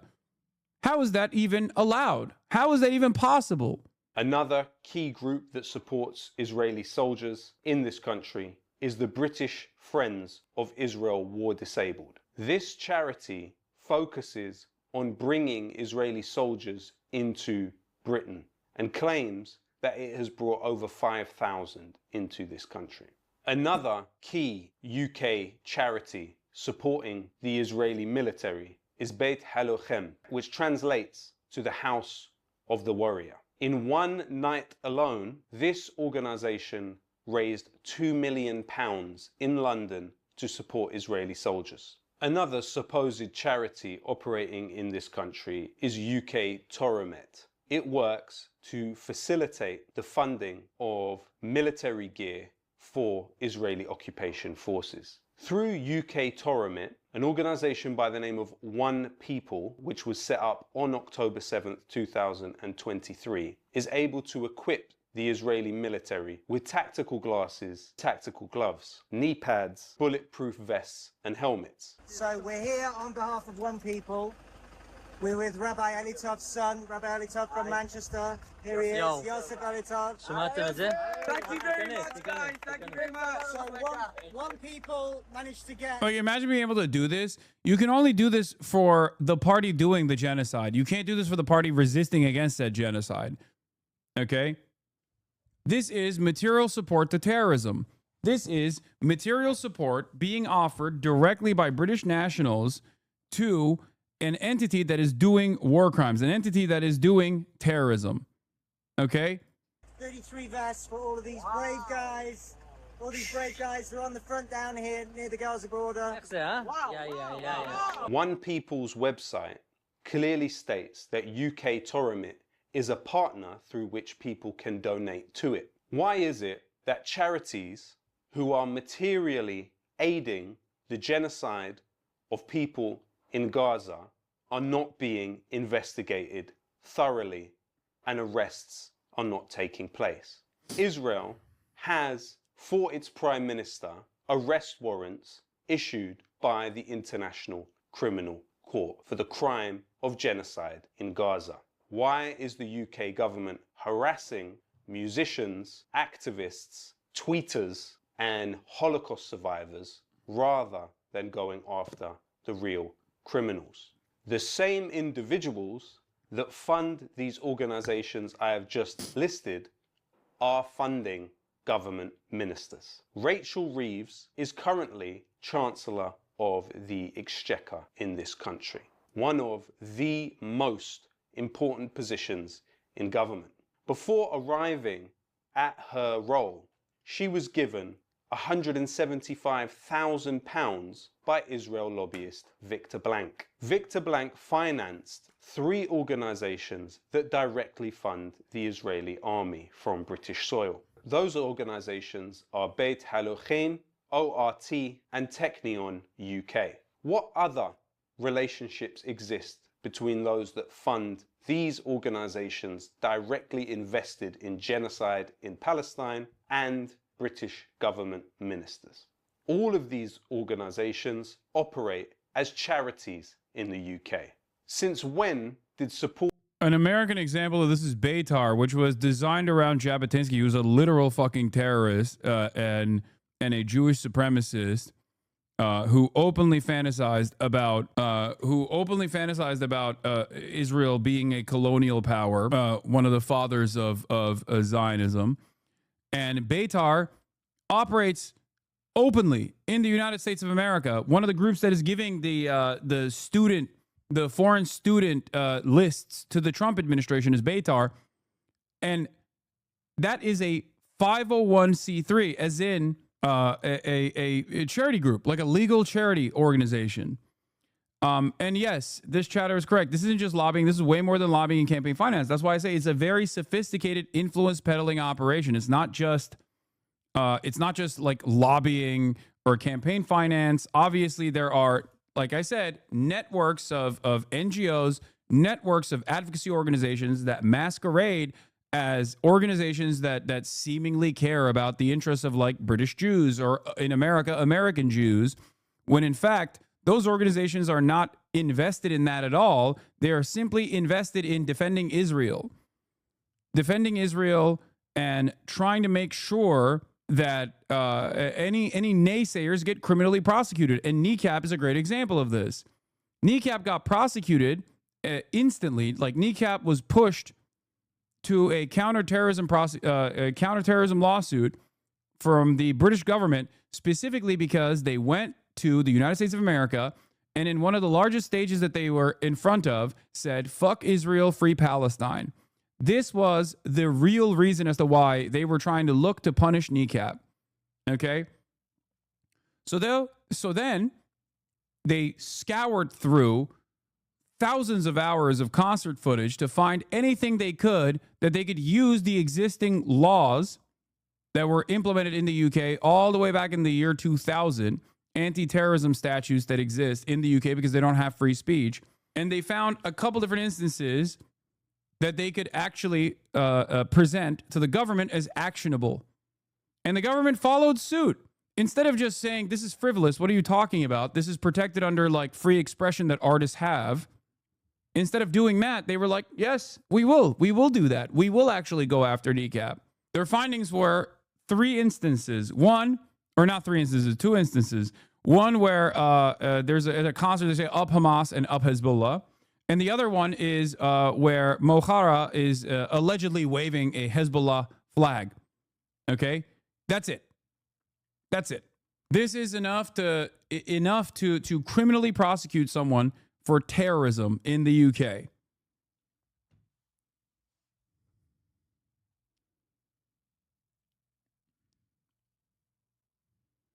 The Hezbollah flag incident was literally publicized when it happened, so they didn't give a fuck until lobbying groups put pressure post Coachella. It's so transparently cynical. Yes, this is ridiculous. Okay? It's ridiculous. Especially considering that the name of the group is Kneecap. One of the artists is called DJ Prove. Okay? That in and of itself is literally pro-terrorism in the eyes of the British government. You understand? So if that artistic expression of pro-terrorism is allowed, and they have successfully prosecuted and sued the British government for refusing to give them grants, why the fuck would this be prosecutable? It's ridiculous. It is completely ridiculous. Supporting a genocide and those involved in it become a charitable activity? And why is no one in the mainstream media examining these connections? As you can imagine, Anyway, this was Double Down News. They're fantastic. They do incredible work as always. I'm a big fan of them. I highly recommend you subscribe to them. And that was Loki narrating this piece for Double Down News. Are you going to meet up with Kneecap when you're in Dublin? Yes. Former Prime Minister Ehud Olmert says enough is enough. We're committing war crimes. A little too late, kind of, don't you think? I'm also setting up an interview with Jeremy Corbyn as well. I'm going to Dublin later this year. Time to bust out the Scottish accent. Uh-oh. Kneecap with a platform, not the biggest festival in America, and use it to send a message to the world. For Israel. A month later, a young couple who were both working for the Israeli embassy in DC were gunned down and murdered outside a Jewish museum. What the fuck did you think was gonna happen? Says E. Fatlow. Once again, leftist Shrek impression. That's literally what she sounds like. That is what she fucking sounds like. That is exactly what she sounds like. Sorry. That is what she sounds like. I don't care. Anyway, I'm gonna get back to the EU Apple tariff news, but first, before I do that, that's Scottish, my guy. E Fatlow is Scottish. E Fatlow. I think you just don't understand free speech. Free speech is when I get to use racial slurs with no consequence, not when you get to say things that hurt my feelings because I am misinformed. Please subscribe to Hasanabi on Twitch. Yes. E Fatlow. That's how I sound. It's a native accent to the Levant. This is how. This is an organic native accent to Israel. A native Levantian accent. E Fatlow. I cannot believe it. I feel like you can do that all day. Yeah, I would lose my voice though. Free parking. I can't believe it. I saw a sign the other day that said free parking. And I thought to myself, it says free Palestine. The Jews are tired. That is also a real tweet from E. Fatlow, my hate. Anyway, where were we? Okay. Clip of her saying it. Was reduced to a Twitter meme and a hate name. Eve Fartlow was. I was reduced to a Twitter meme and a hate name. Eve Fatlow. Was reduced to a Twitter meme and a hate name. Eve Fartlow. Israel Chai. Hate me. Okay. Let's move on from this. Let's move on from E Fatlow. E Fatlow doing the fucking thing. Please stop doing that accent. I can't tell which is you and which is the video. I'm sorry if I'm confusing you. Don't worry. When I do that, I am, in order to maintain my journalistic integrity, I try to only at most paraphrase what E Fatlow's saying. Okay. That's actually so insensitive. It makes me sick. Call her by her real name. Eve Shatlow. Eve Shatlow. Fuck. Yeah, now I'm a Scouser. Fuck. I'm not a Tory. I'm a fucking Scouser, lad. Okay. All right. Hold on. All right. So we are gonna, before we get to the crypto gala, all this stuff. Now there are additional updates into the investigation into the killing of the 2 Israeli embassy staffers. I'm obviously gonna talk about this a little bit more today. I covered it extensively yesterday. But this is a perfect situation for those who are pro-Israel. Those who are pro-Israel to turn around and reorient the news cycle to a victimhood narrative of anti-Semitism, and this will, of course, drive the discourse away from the subject of the Israeli occupying force shooting at Western diplomats, for example, or which happened a day prior to the shooting of the 2 Israeli diplomats, right? Or drive discourse away from the ethnic cleansing and the mass starvation that is taking place of the entire Palestinian population of the Gaza Strip. Okay. Matt does his tweet on this. Of course, Matt does, and other people, ironically enough, are going to take this position. You know who didn't take this position, though? I will say this. out of all of the people that rushed to talk about how this was an anti-Semitic incident, okay, this was an anti-Semitic act of terrorism, okay, an anti-Semitic act of terrorism, and it wasn't like directional towards whoever this person perceived as working for the Israeli government. You know who actually did not say this was an anti-Semitic incident? Wow, I am not seeing the name in the chat at all. AOC did. AOC said it was anti-Semitism. Zoran said it was anti-Semitism. You know who actually didn't say that it was an act of anti-Semitism? Bernie fucking Sanders. Surprisingly, one of the only people in American politics that actually looked at the situation and refused to entertain the notion of anti-Semitism being the primary factor here was Bernie Sanders. He said, I'm appalled by the killing of the 2 Israeli embassy employees in Washington last night and grateful for the quick response from law enforcement. We must all absolutely condemn this heinous act. Violence must have no place in politics. To be fair, he has a bit of an advantage compared to the other two. Yes, Megaphonics, by the way, for those of you who don't know, who is Jewish, understands the dynamic at play here. This is what all of my anti-Zionist Jewish friends have been warning me about as well, where it's like the knives are out right now. Be careful what you say. The reality of the matter is, if you are, especially if you're Muslim, for example, especially if you're a anti-Zionist who is Muslim, you have to play this song and dance, and you have to go along with the whims of whatever the mainstream discourse is, and you have to say, no, this is an anti-Semitic act. This is an anti-Semitic act. This was not directional towards people who are working for the Israeli government. Now, listen, this is not a defense of the act that took place, and I'm actually going to talk about this quite extensively in a moment. Having said that, however, I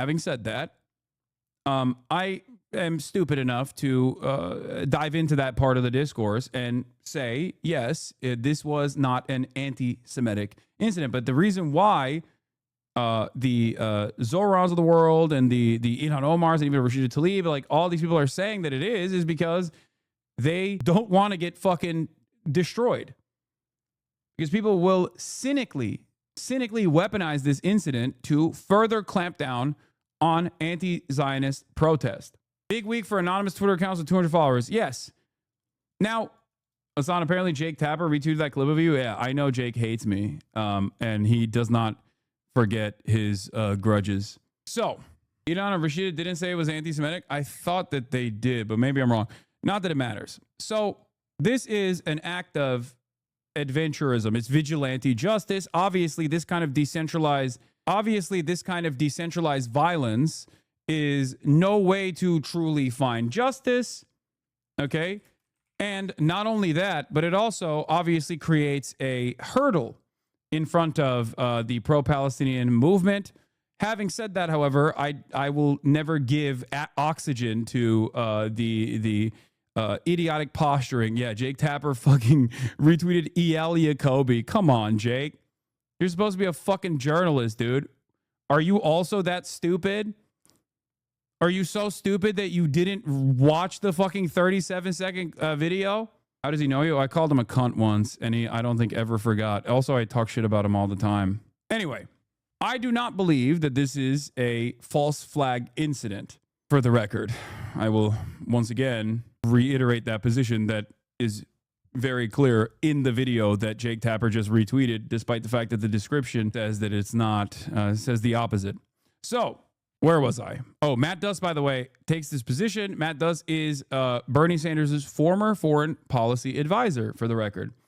Now, yeah, this is who Jake Tapper is retweeting, by the way. I'm not a geologist or geographer, but I know there is no genocide in Gaza. This is the person that Jake Tapper is retweeting, just so you understand where he's at in his position. But it is expected, considering that Jake Tapper is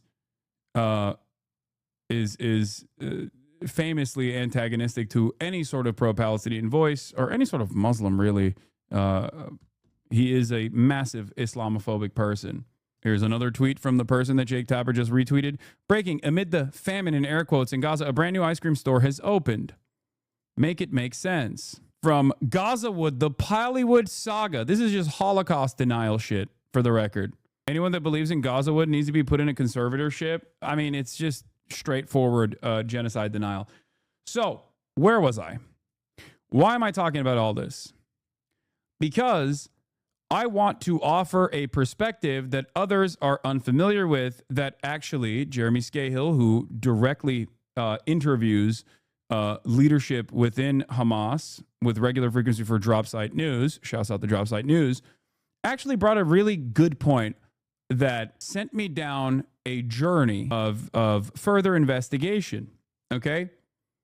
Jeremy Scahill, when talking to Chapo Trap House's wonderful hosts, Will Menaker and Felix Biederman, said something about Hamas's operational structure and its interests. Hamas understands that operations outside of the boundaries of historic Palestine, occupied Palestinian territory, will invite a lot of scrutiny to its operations and will only be considered a burden. Okay? This is something that is very important. Hamas has never engaged in any acts of violence or any incidents outside of the boundaries of occupied Palestinian territory. They've never done that. And not only that, but what I found to be rather interesting was this. Now, if you recall, back in the day, Hind Hassan went and interviewed for Vice News Yahya Sinwar, okay? That one's getting clipped out of context.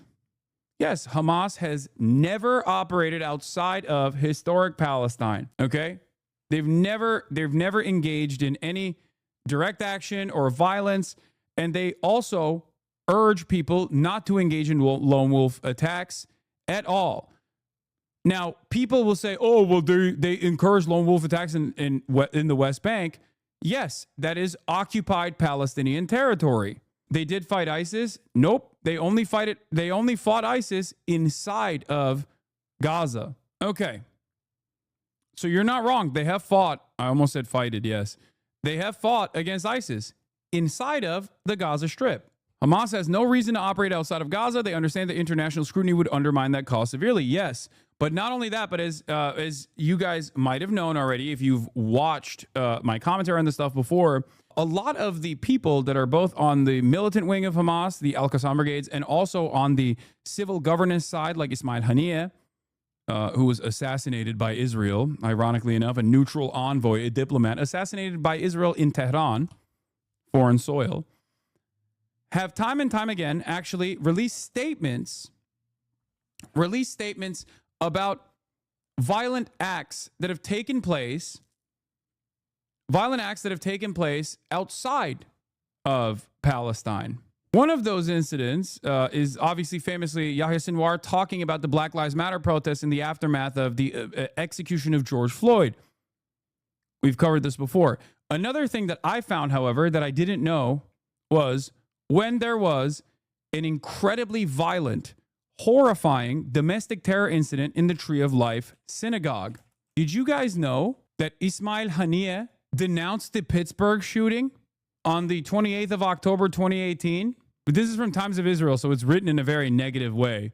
But the original quote, I went and I found the original quote. They said, the Hamas terrorist organization on Sunday condemned the weekend massacre at the Pittsburgh synagogue, claiming that as Palestinian victims of Israeli terror, the group relates the shattered Pennsylvania Jewish community's pain.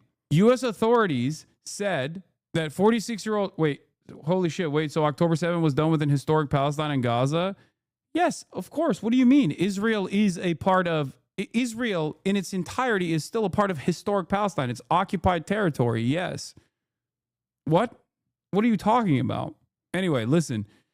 U.S. authorities said 46-year-old Robert Bowers killed 8 men and 3 women inside the Tree of Life synagogue on Saturday during worship services before a tactical police team shot and wounded him. Bowers faces state and federal charges. In a statement, top Hamas official Bassem Naim said the group was sorry to hear about the terror attack. As Palestinians and victims of the terror of Israeli occupation, we know the meaning of terror and its horrific outcomes, Naim said. This heinous attack, especially in a place of worship, proves that terror has no religion or nationality, he added. And then, of course, the rest of it is just like, talking about how Hamas is horrible. But not only are they in tune with American politics, not only are they in tune with what's going on in American politics, like it's actually interesting that like at times they've even released statements denouncing anti-Semitic acts of terror in the United States of America. Can you pull up the BLM one? I mean, sure. Here, Yahya Sinwar, Black Lives Matter. Wait, oh shit, the video's deleted. Let me see if I can find it. Hold on. Where is it? Where is it? Where is it? I think, okay, this is from Instagram, but here, this is the best I could find. Sinwar, Hamas's Politburo head recently killed in battle, talked about the interconnectedness of black and Palestinian struggles against racism. Yahya Sinwar. Oh, fuck. I can't see the subtitles. It's too small. It's from the Vice interview with Hind Hassan that you just saw, but I can't fucking zoom in because it's an Instagram post. Let me see if I can find a... No. The video is not deleted. The video is not deleted. Here. Okay, this is a little bit larger. And I want to take this opportunity, he says. Okay. He says, I want to take this opportunity and remember the racist murder of George Floyd. George Floyd was killed as a result of racist ideology held by some people. The same type of racism that killed George Floyd is being used by Israel against the Palestinians in Jerusalem, the Sheikh Jarrah neighborhood, and in the West Bank, and by the burning of our children, and against the Gaza Strip, through siege, murder, and starvation. The entire free world must put an end to these crimes. The reason why I'm bringing this up is because, like, they are obviously very in tune with American politics and understand these dynamics. And it reminded me of, hold on, let me see if I can. It reminded me of it was on TikTok. I liked it, I think, so I could show it to you guys. It reminded me of the IRA during the Troubles, releasing statements about American Irish people. It works too well. Sorry, here's Bernadette Devlin in Boston in 1979. Here's what her statements look like. If the Irish American community became too involved in our struggle against oppression, it might raise some questions as to the contradictions within their own body politic in America. There is nothing sadder to people struggling against oppression in Ireland to look towards Boston City and see our people. We know how they got here. We know the oppression they fled from Ireland in various generations to get to this city, being used to oppress the black people. Guys, shut the fuck up. Yes, I know Radiohead is the worst possible song to use here because Radiohead is a fucking Radiohead or Zionist. Shut up. Just listen to the goddamn words that are coming out of Bernadette Devlin's mouth. Oh my fucking Lord. God, some of you guys are exactly the type of fucking annoying little babies that I despise and try to yell at all the time. It's like a different version of being so drama obsessed, okay? It's not the main point. It's not the main point at all, okay? Radiohead being the backdrop of this fucking commentary is not the main point. Listen to her words instead of freaking out. It's like if you saw a can of Coke in the background being like, ooh, Coke is BDS. Like, shut the fuck up. Shut up. God damn. Gen Z activism is so laser focused on all of the wrong things. Oppression in Ireland, to look towards Boston City and see our people. We know how they got here. We know the oppression they fled from Ireland in various generations to get to this city, being used to oppress the black people of this city. People tell me I don't understand the situation.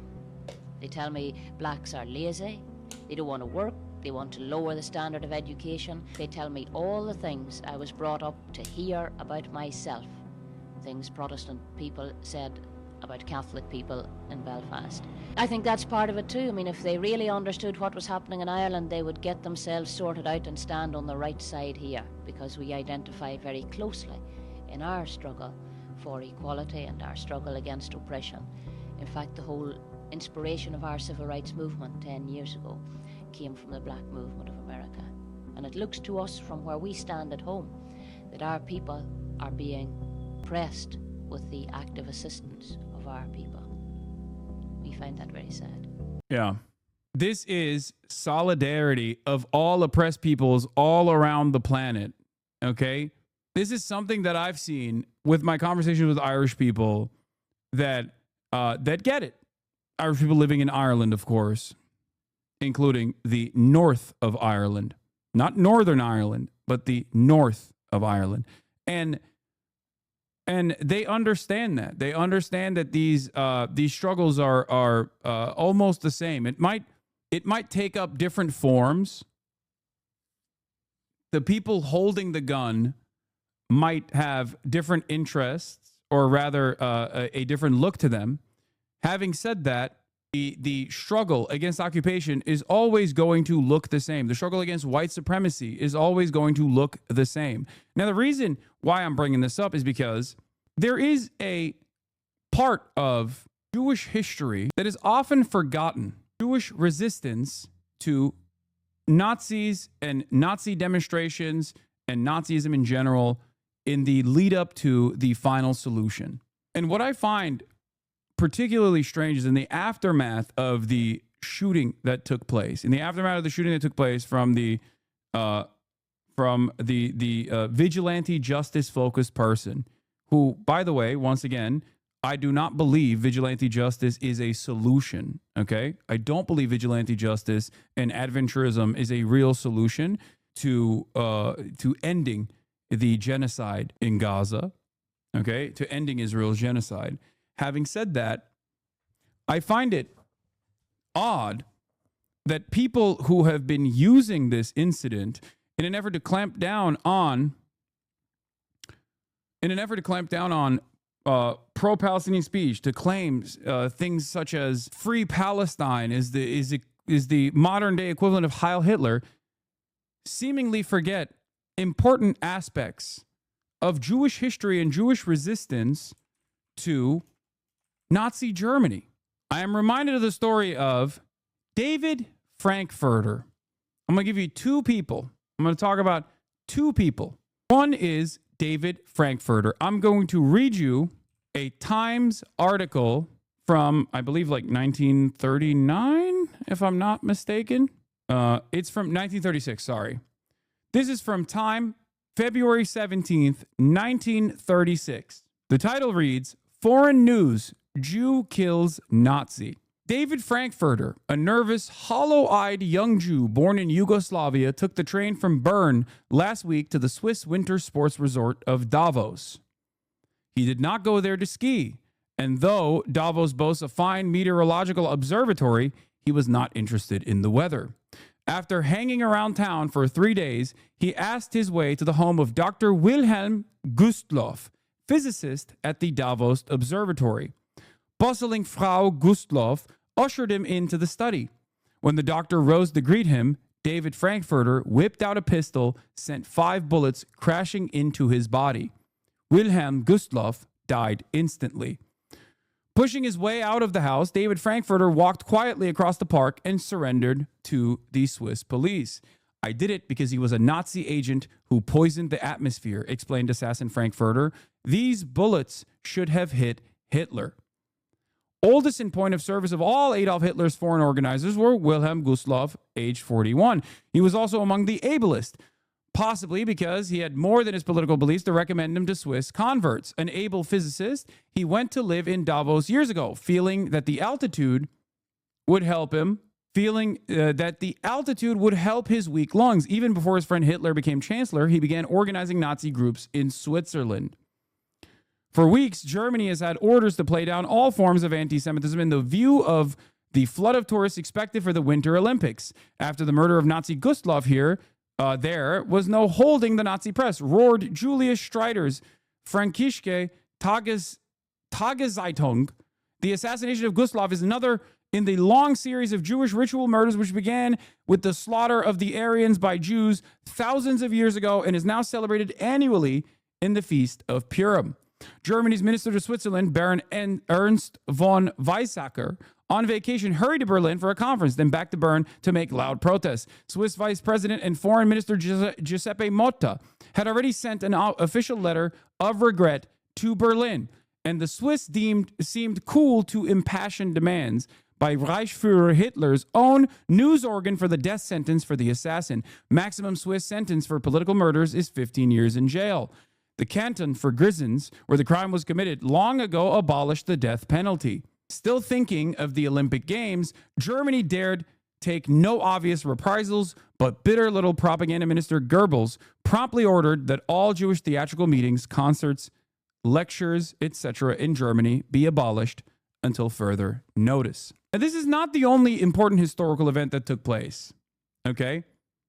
This was, after all, and David Frankfurter is hailed, understandably, as a hero in Israel, for the record. His story has been talked about in the past. A person who recognized the horrifying nature of Nazi Germany and took matters into his own hands and actually engaged in an adventurous act of violence directed towards someone in a position of prominence, for the record, a position of high status. Not simply just like a low-level diplomat or low-level embassy employee, but a position of prominence. He only served, I believe, 9 years of his 15-year sentence, or even shorter than that, and he was subsequently released. Okay, here's another story. One who fought back, Herschel Greenspan and the Holocaust.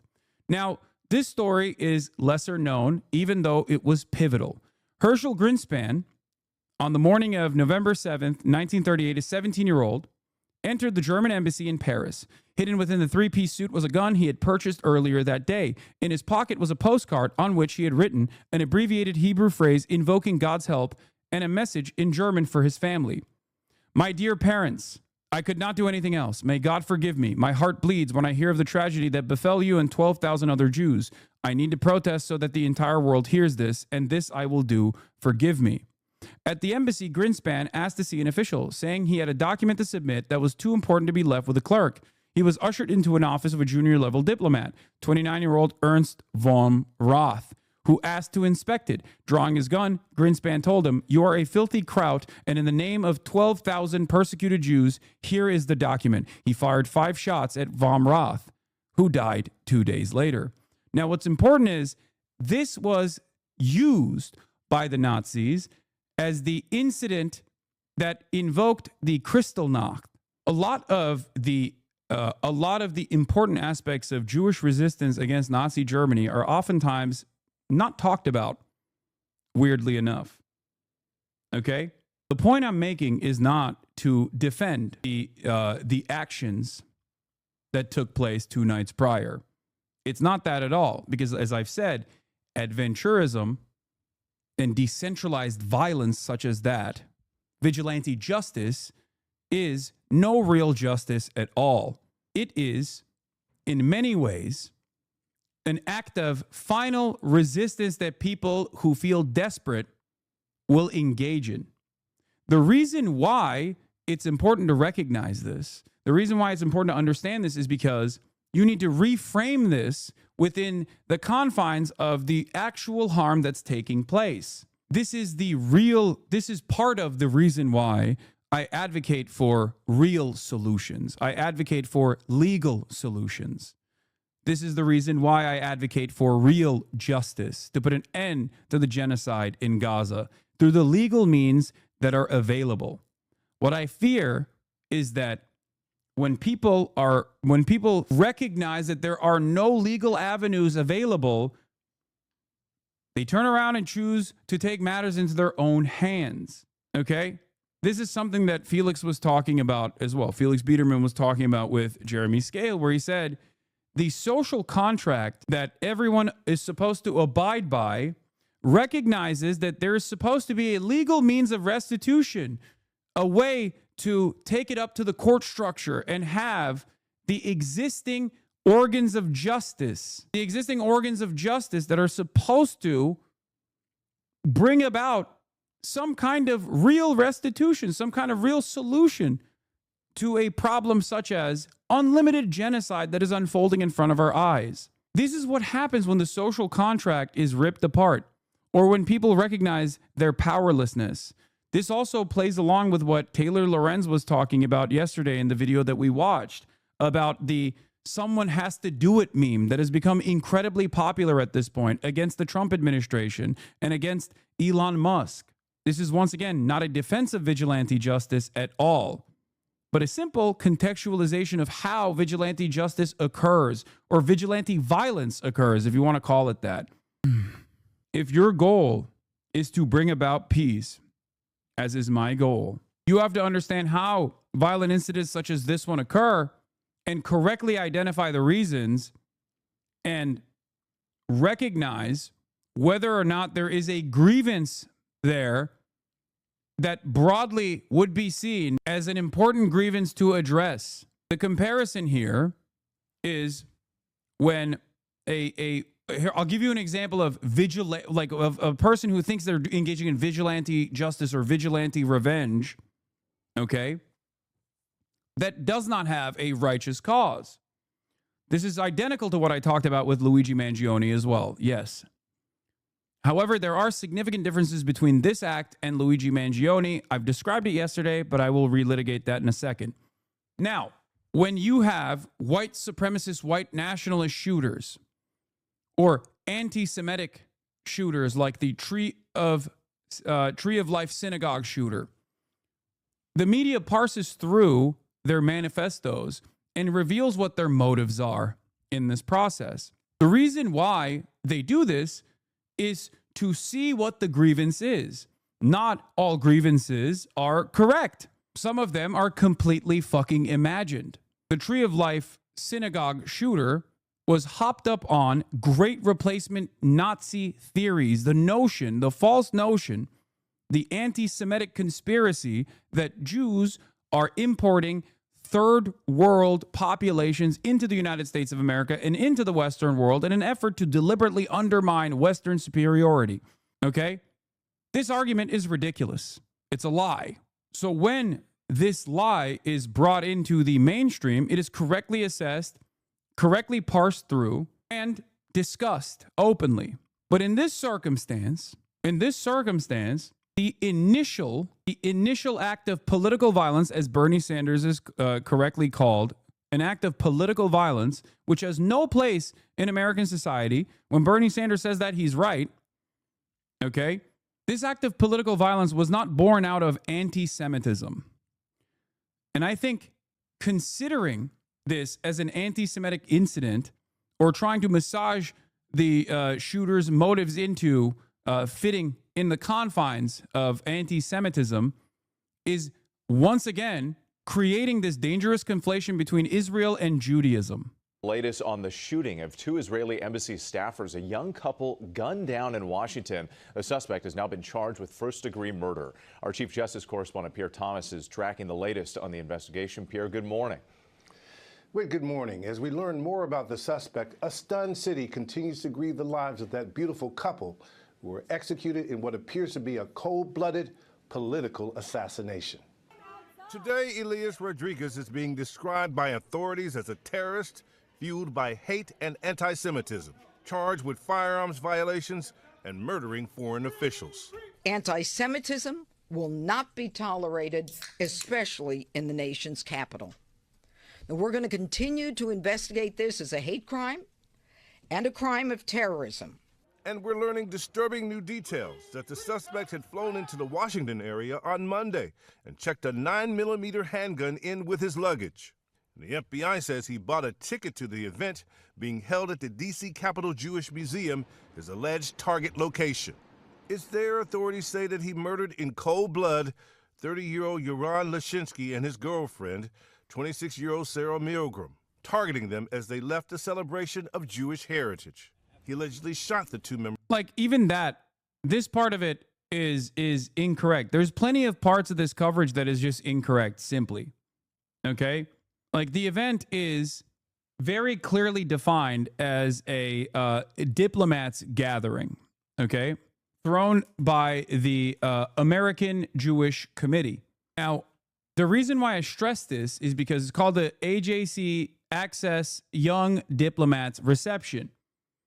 Because what further investigation has found is that this was an event where young diplomats were supposed to be gathering. And while this is haphazardly done, while this was haphazardly done by the shooter, His motive was not to go to a place of Jewish worship and find Jews to kill, but instead try to identify someone who is associated with the state of Israel. This is not a justification of his actions. I am not saying he did the right thing.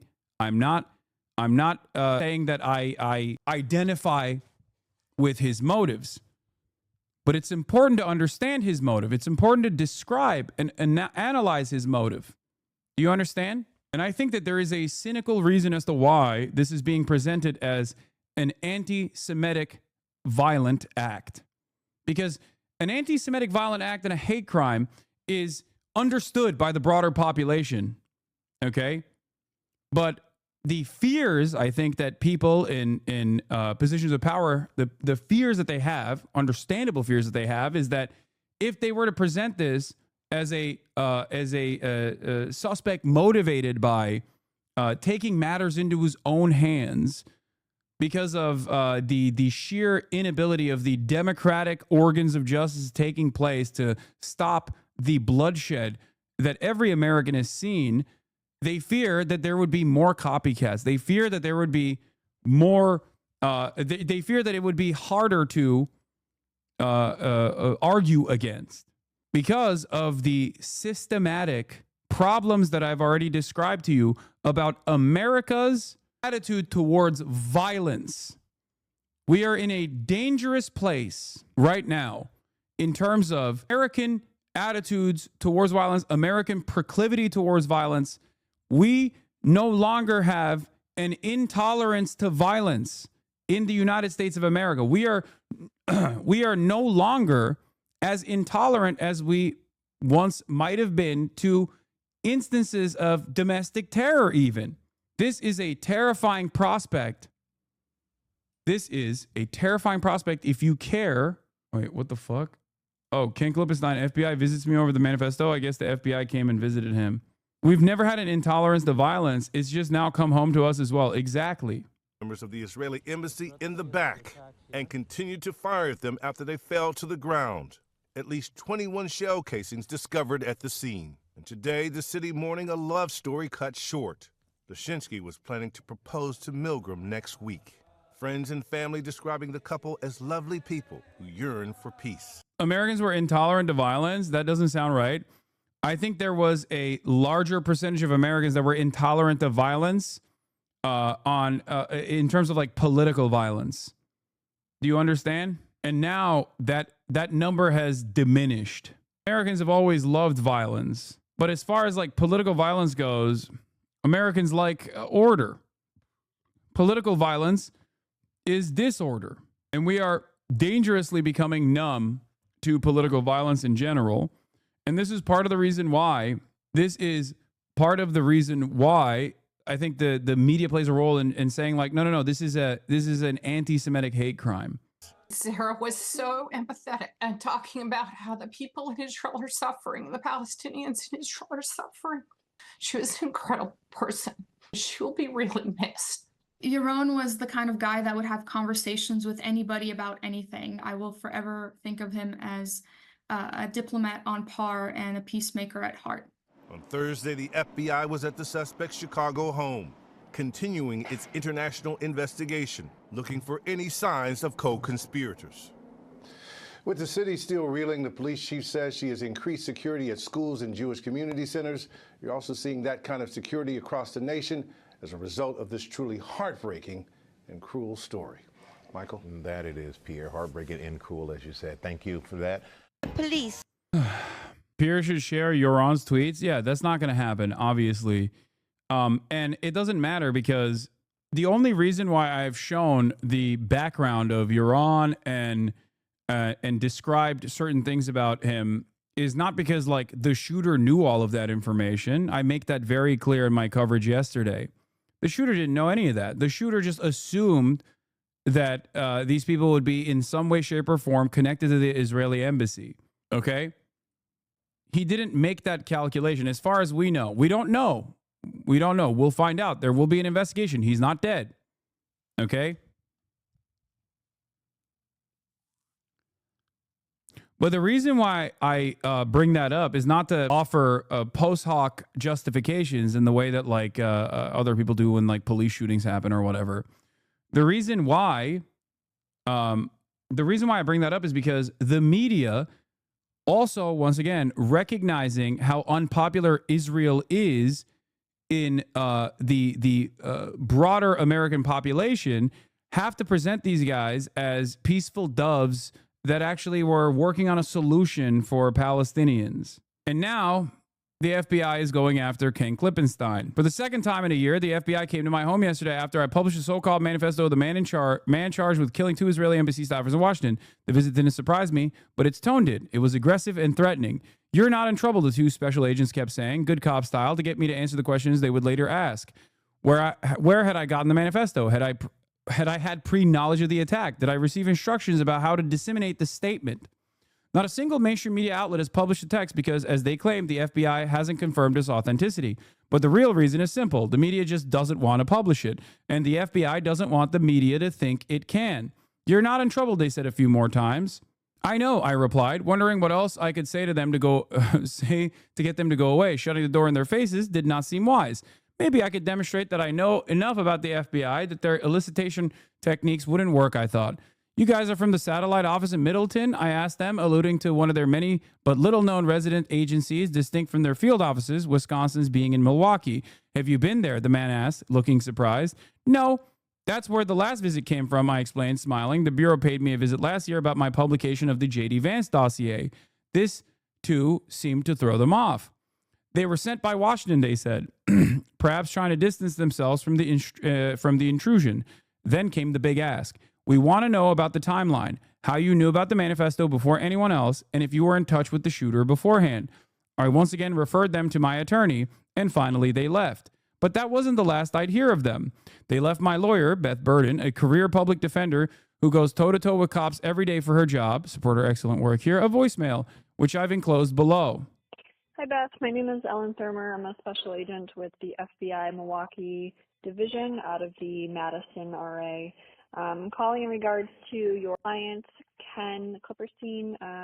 I was just over at Mr. Klippenstein's residence earlier today, following up on some questions I had regarding the manifesto that he published on his blog yesterday. Mr. Klippenstein recommended that we give you a call or email in order to consult with you prior to an interview or in conjunction with you. He was not comfortable speaking to us without your guidance. Again, my name is Ellen Thurmer. I'm with FBI Milwaukee, the Madison RA. I can be reached here at my cell phone. I'll also try to follow up with you via email. It's not a scam, chatters. What the fuck are you talking about?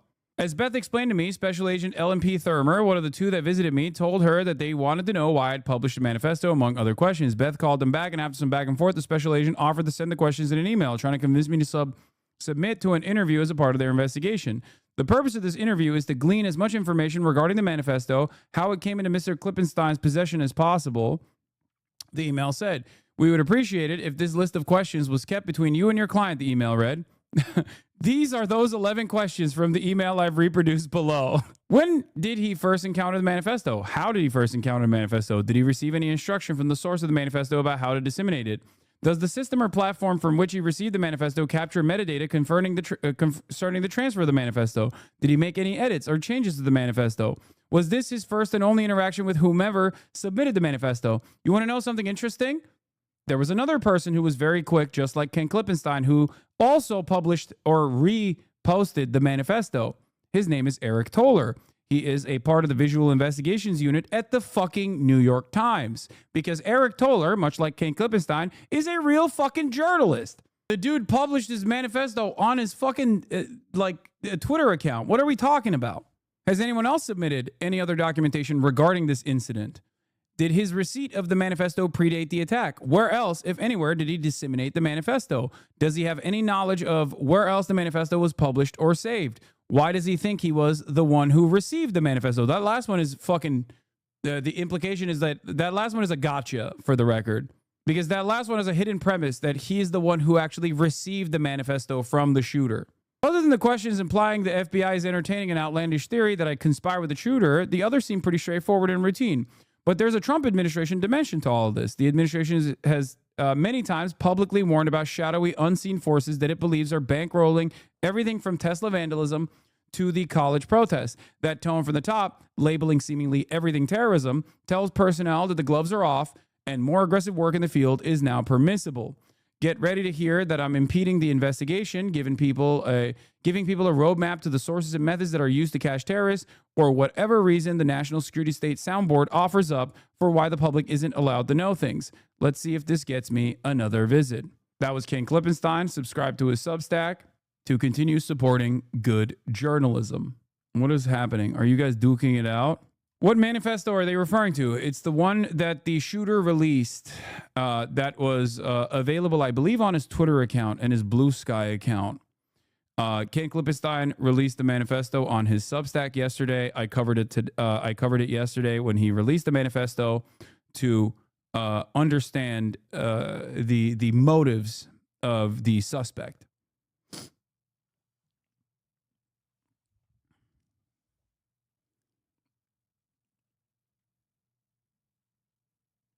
Here is the Israel Embassy Shooter Manifesto, which we covered yesterday.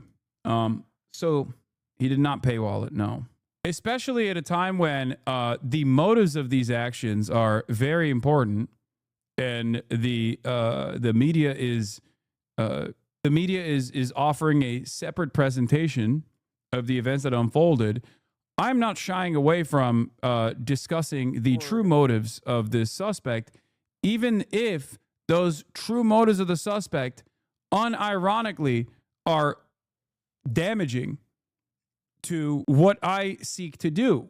Because it would be very easy to simply just go along with this and be like, well, anti-Semitism has no place, which is true, it doesn't, right? And this person was anti-Semitic. But I think it's important to make up your own mind and to investigate further and find the truth, especially at a time when narrative overcomes the truth quite frequently. The man shot is a Christian Zionist, is not anti-Semitic. Yeah, look, that part of it is not all that important. The only reason why I've brought that up is because a lot of news media was immediately reporting on it as though he was Jewish when he is not, okay? He was a practicing Christian, for the record. One of the two people that he shot and killed was a practicing Christian that had gone to Jerusalem, that actually volunteered to join the Israeli occupying force, that what do you call it? He was a German Christian. His mother was a practicing, his mother is a practicing evangelical Christian. His father was Jewish, but he himself was a German Christian. He revealed this on numerous instances, talked about it. He talked about it numerous times, okay? Once again, this is not information that the shooter, as far as we know, was privy to. Having said that, okay? Wait, hold on. I gotta do something. 1 second. Yes, I used to know Sarah and she was Jewish. Yes, Sarah is Jewish. Hold on 1 second. I just gotta do this. As you go forward, with what you have seen, can you give us any sense, because you said you looked the shooter in the eyes, can you give us any sense of what you saw in him as he was sort of getting help and people were tending to him as if he too was a victim of seeing this? Yeah, well, to be clear, I heard about that part because we were in a secure room when he initially walked in. I just saw him screaming and then being handcuffed. But what I saw in his eyes, I went to Columbia for grad school, and I saw the same thing in his eyes as I saw in the eyes of all the protesters at Columbia. Nothing different between him and them. But they did not create this horrific shooting. They did not, they didn't shoot. They gave permission. They gave the permission. And they have called for this. They have called for Intifada revolution, which is the same thing he yelled last night. Do you worry that there will be a conflation, though, of the two, those people who are speaking their mind, who really care about? Yeah, this was this question, okay, which is surprisingly decent, okay? This question is about how, how in the future the government could potentially fucking prosecute even people saying free Palestine, because it's not a secret, it's not hidden that the administration is actively targeting pro-Palestinian demonstrators and claiming that they are terrorists or anti-Semitic in an effort to prosecute them in direct violation of the First Amendment protections that are offered to every single citizen and non-citizen on U.S. soil. About what is happening in Gaza and those people who are like this person who did this horrific shooting who intend to do harm. A conflation. I mean, they are calling for intifada. Like, he's literally saying this is the same thing. Like, what this shooter did is what these people are demanding, what free Palestine people are demanding. That is what he's saying. Columbia University, they call for intifada constantly. They're not quietly, they're loud. They're loud. You can hear it. They make recordings of themselves. So what's the difference? Are you afraid? Yes. What will We're you do all about afraid. that? Everyone should be afraid. What are you doing to try to make yourself feel safer? Well, okay, you just go on and live your life. I'm a New Yorker. I remember 9/11. You can't let them make you be afraid. You have to go on. You have to live your life, and hopefully your government does things to protect you. Last night, our government failed us. Jonathan Epstein, I know that they are going forward with this. No, I don't think, for the record, I don't think that this is, once again, I'm going to repeat this, even though the dumbest fucking morons that are trying to do Hasbara and trying to do pro-Israel commentary are claiming the opposite. I do not believe that this was a false flag incident. Okay? I don't. I think I understand why people do, but I think it's unproductive to make speculations such as this. The shooter is not, the shooter is in custody. He is not dead. Okay? The shooter volunteered himself to the authorities. Not everything is a major conspiracy. Can you explain what a false flag is? Yes, a false flag is the idea that, like, interested parties actually created this environment that actually set up this assassination, like as though like Israel played a role in the killing of these two diplomats, these two staffers in the Israeli embassy, in an effort to whip up anger and resentment towards the Free Palestine movement. This is what people are saying, okay? That it's like staged or it's fake.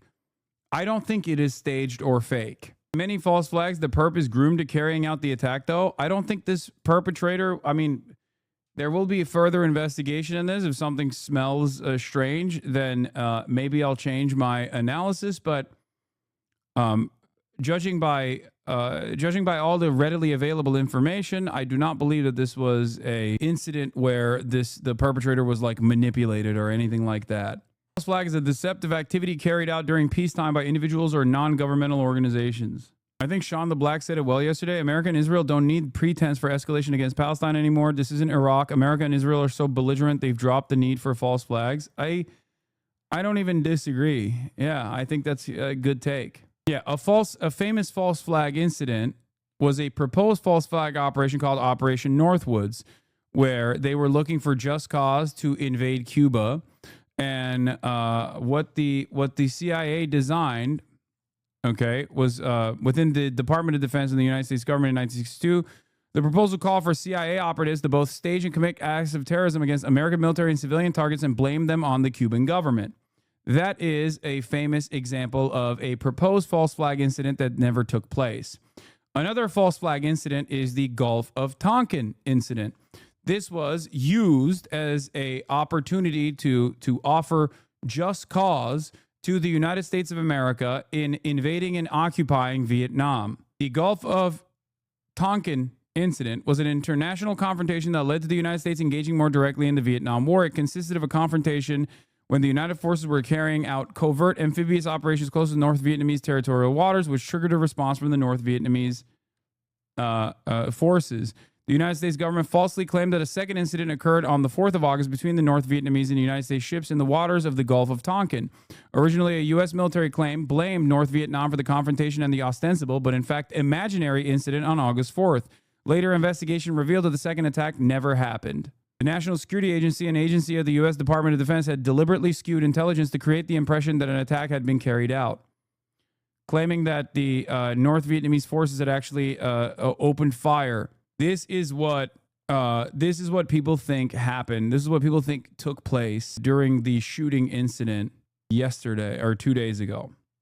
I do not believe that it is a false flag. The reason as to why people think it's a false flag is because of the timing of it, which is 1 day after the Israeli occupying force opened fire on diplomats in the West Bank that were on a invited trip to the West Bank, and also because Israel's, like, people's perception of Israel is more negative than it's ever been throughout the 77 years of Israeli occupation in the United States of America. This would relitigate, this would, one, perfectly create an environment where the government would have to actively suppress pro-Palestinian speech by tying all pro-Palestinian emancipatory movements and even the PSL, which the shooter briefly was affiliated with and stopped being affiliated with since 2017, and other legal entities that are allowed to operate under the First Amendment to no longer be able to operate legally. This ties back to the Project Esther ambitions that were created by the Heritage Foundation alongside Project 2025. Project Esther is the anti-Semitism task force side of Project 2025. It is a written out, deliberate attempt of undermining First Amendment protections in this country by tackling pro-Palestinian protesters by claiming that every single person that is aware of the atrocities that Israel commits, or aware of the 77-year occupational history of Israel as a violent settler colonial state, is actually a part of the Hamas Support Network, HSN for short. Project Esther is open. Like, that's not what I'm saying is not speculation. This is a real document produced by the Heritage Foundation. And as we know, the Heritage Foundation has produced many documents, this right-wing think tank, that the Trump administration follows to a T. Okay? This is the reason why people suspect it is a false flag. I do not believe it's a false flag, but I do believe that both the Israeli government, demonstrably, and also all of the networks that want to promote Israel, or at least shift the attention away from Israel's atrocities in the Gaza Strip, are using this as an opportunity to clamp down on pro-Palestinian speech, myself included. There is a reason why there are individuals that directly engage in Hasbara operations, whether it be the ADL or whether it be the likes of dumbfucks like E.L. Jacoby, immediately rushed to claim things that I wasn't doing as though I was doing them, including, but not limited to, the notion that I considered this to be a false flag operation. You can watch the 37-second video and recognize that I'm actually not saying it's a false flag operation. I'm saying the exact opposite. And yet, this dumb fuck has now been retweeted by the likes of Jake Tapper. We do live in the post-truth era. Anyway, so that's what is going on. Incredible stuff. I do want people... I don't want people to give any further oxygen to this. Every conversation that moves away from the plight of Palestinians in the Gaza Strip that are being slaughtered ruthlessly and being starved out by the state of Israel is playing into Israel's goals here. That is precisely the reason why yesterday Benjamin Netanyahu instantly came out and said, saying free Palestine is akin to saying Heil Hitler. And not only that, but also that, the leadership of the French government, the British government, and the Spanish government were actually the ones who pulled the trigger by doing what? By offering the most marginal of condemnations to the state of Israel for its mass starvation campaign. What a fucking ridiculous thing to claim. And the Canadian government as well. Stop them from getting to the Gaza crossing at Kerem Shalom. So they held their protest at the side of the road. All the pictures of the children here, of Gazan children that have been killed by our army. Yeah. And how does that make you feel? Furious. We are here to say no more. There have been many demonstrations in Israel about the hostages still being held in Gaza. One thing I will say about the changing of the attitude overall in Israeli society is that standing together is like somewhat comprised. Is probably the largest group of protesters against the Israeli state that are comprised of some anti-Zionists, but mostly liberal Zionists. And post-October 7, there were plenty of people that were a part of this group, Ombim Be'echad, also known as Standing Together, that actually took a very different tone on the occupation, not one that was, of course, in support of Palestinians at all. Having said that, while the initial protest that took place by Standing Together was, one, tiny, and two, comprised almost entirely of people that were waving Israeli flags, take note of the fact that, one, these protests are much larger now, and two, directly focus on Palestinian victimhood, and three, do not have any Israeli flags. Now, this is still far, far away from the truth of the matter. They, I don't think, still consider it to be a genocide, but they are now entertaining the notion that war crimes are taking place, which again is, I mean, yeah, of course. Having said that, it does show a marked shift in even Israeli society and popular discourse. But it's quite unusual to see people holding up pictures of Palestinian children. Of course, these people are on the left, but still, there is a growing concern about what is being done in Israel's name. Some on the Israeli left thought the war was initially justified because of the October the 7th Hamas attacks. But now they see nothing but cruelty. Although we are not the majority, the reality is still the same reality of genocide, extermination, famine, transfer and expulsion plans. Amongst the speakers, reservist Captain Ron Finer, who faces... I mean, this is pretty crazy, by the way. I really hate you had a take on this. In a Facebook post, head of Standing Together, Alan Lee Green praises Ron Finer as a hero and a wonderful person. Finer served 270 days in the current annihilation war and just now decided to refuse and go to anti-war demonstrations. He's also a member of ST's leadership. Like, I'm in favor of rehabilitation for sure, but goddamn, that's quite the expeditious change, This is 20 days in prison starting on Monday for disobeying orders by refusing to serve in Gaza. Those orders are not moral. They are not serving the security interest of Israel. The only thing they will bring is death of more soldiers, more Gazan civilians. For the record, if you want a peaceable solution to the Israeli occupation and the end to the Israeli genocide, this is something that needs to happen. This is something that needs to happen.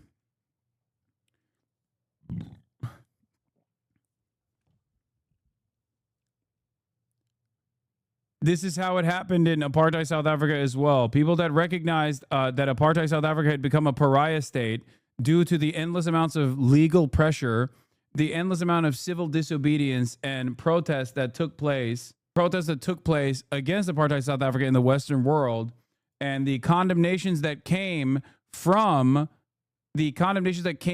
governments like the United States of America, who even Joe Biden famously was like railing against South African apartheid by the end of that process, led to South Africans themselves, like white South Africans that are beneficiaries of the apartheid structure themselves, changing their attitude on the apartheid in an effort to basically continue existing as a nation state.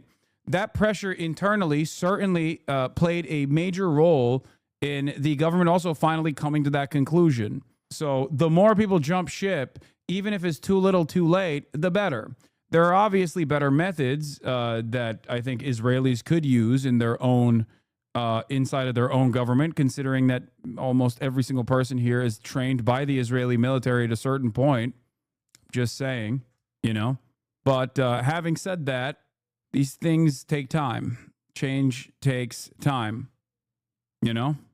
And our hostages. I would prefer to not get punished, but if this is the price I have to pay for making my moral decisions and choices, I'm okay with it. A counter-protester arrives, asking why they're holding up pictures of Chat is stupid. Israelis like me exist. Yes, there aren't many of us, but we do exist. So not all these leftists are fake leftists, but you guys are right that most of them are, sadly. Yeah, I know. I mean, it's just for the record.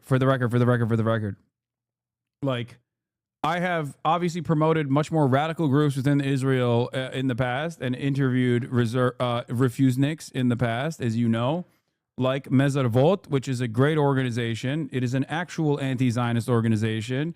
But the very fact that even like Ombim Be'achad now is entertaining refuseniks, even if they were reservists for 270 days in the fucking ethnic cleansing campaign, means that like there is a tide shift that is taking place even within Israeli society, and there needs to be a tide shift that takes place within Israeli society for this to come to a peaceable solution, because in the absence of military intervention from a coalition of the willing, Israel is seemingly not going to stop. And without America actually coming out and stopping Israel, there will be no military intervention anyway. of Palestinian children when Israeli children have also died. We mourn both, she's told, before the police move her away. Across the road, a small group who say that Israel must continue to attack Gaza were praying, cursing their enemies. The wicked will perish. Those who hate you will be destroyed. How does this contrast with the polls we were looking at yesterday? Seems like diametrically opposite. Yes, that's why you must understand that this is literally a marginal movement. It is a marginal movement that was already in the fucking margins. It went from like, 8 to 10 people with no ultimate interest in like ending the bloodshed to maybe a couple hundred people with a real demonstration against the bloodshed. Some were ready for an argument with any left-wing protester who ventured over. We are not attacking civilians. If you are taking babies under the ground and taking babies in your basement and you are a terrorist, don't think we not shoot you. Okay? This is a very, very specific orders. The Arabs make terror, and terror is bad. This literally doesn't make sense. Like these guys are basically promoting an alternative reality that doesn't exist. Like the internal debate in the fucking war conference and in the governing coalition is literally how much starvation is appropriate. We're not even talking about like what the rules of engagement are. We're not talking about like what percentage of civilian to enemy combatant targeting capabilities are beyond the pale. All of that stuff is gone. That's not a real conversation that's taking place. The real debate that's taking place currently is, are we allowed to give Palestinian civilians a drop of food or no food whatsoever and complete the starvation campaign? The real argument that's taking place is between the Itamar Ben-Gvir wing and even the Bezalel Smotrich wing, which Bezalel Smotrich is now aligning with Benjamin Netanyahu and saying, no, we have to give them a little bit of food because the only hurdle in front of us from completing our main objective of complete ethnic cleansing is international organs of justice and The Hague. This is literally what the argument was. This is the argument that took place with Bezalel Smotrich's statements that I talked about a couple days ago. Bezalel Smotrich, the finance minister, okay, who is a fucking rabid settler terrorist radical himself, is in contest with Itamar Ben-Gvir right now, because Itamar Ben-Gvir and his even further, more radical wing claims that what must be done is the permanent starvation campaign of all Palestinians so they all die. Whereas Bezalel Smotrich says, we want to finish the job. We want to permanently occupy the Gaza Strip. We want to do, and they always say, Trump's plan of permanent ethnic displacement of all Palestinians. But while we are doing this, we also are running into problems with The Hague, running into problems with Western organs of justice that are creating hurdles for us. And therefore, we have to offer at least a crumb of aid, albeit in a symbolic manner. As Jeremy Scahill writes, Netanyahu, Gaza aid scheme offers Israel symbolic cover to finish the genocide. And they're saying it openly. They are saying it openly. When are you leaving Twitch? I never in my life would have thought that there would be this many Israel dick riders in my chat, by the way. Like, I genuinely don't understand, because like this kind of like debate or this kind of conversation in the real world is not even taking place amongst like Zionist groups. You know what I mean? Christian Zionism is bigger than you think. I mean, no, I know Christian Zionism is massive. It is legitimately shocking how many people come in here and go, I hope you get banned. I hope you get killed, you fucking terrorist. While I'm talking about the sane things that the Israeli government is doing and admitting to. Like, I don't know a single person that is this pro-Israel in the fucking real world. Here's Bezalel Smotrich. I succeeded. The IDF is finally conducting. I succeeded. The IDF is finally conducting a campaign against the civilian rule of Hamas and not just focusing on the military infrastructure. We are eliminating ministers, officials, money changers, and elements of the economic and governmental system of Hamas. In a few days, the American company will, with God's help, start working. This is a direct war crime, okay? This is like a war crime on top of a war crime. Obviously, it's a fucking genocide. So, like, for all of you guys, this is not a surprising moment at all. But it's crazy that, like, this isn't like a gotcha, you know what I mean? Which is why, at this stage, when prominent members of the war cabinet are openly explaining their desires in the backdrop of a live streamed child holocaust, it is still shocking to me that there are still people who have the audacity to openly defend this. I guess I expect people to have some sense of shame in all of this in an effort to, I don't know, not pollute their social media footprint and maybe create some sense of plausible deniability for themselves later down the line so they can act like they were always against this. But nope. Turns out a lot of people are so hyper-focused on, I don't know, whatever their own fucking agenda is, whatever their idiotic agenda is, and for many, I guess it's just like simply saying I'm in the wrong and that I must be killed or that I'm a fucking terrorist, that they have no shame. They look at the images of starving children. They look at the images of Israeli politicians openly defying international law, openly stating that like they themselves are shocked at how little the international organs of justice or Western nations have reined them in. And these fucking dumb fucks turn around and say, no, it's good. Fuck you for calling out against this. Makara, free, free, Makara, free, Makara, free, free. Don't you call for the death of people all the time? No, but if that was the case, if you recognize that that's wrong, no, don't ban that person. Hold on. If you recognize that's wrong, what does this mean here? Like, you're like, oh, it's a fucking, you deserve it? Like, is that what it is? Two wrongs make a right? Is that what you're saying? I don't. This is a fucking bannable offense, for the record.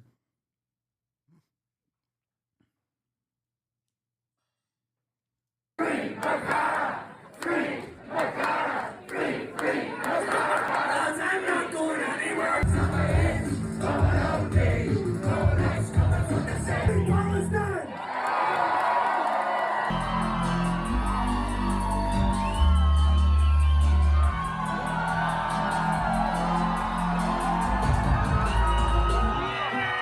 Kneecap speak for the first time since the terror charge at surprise London gig.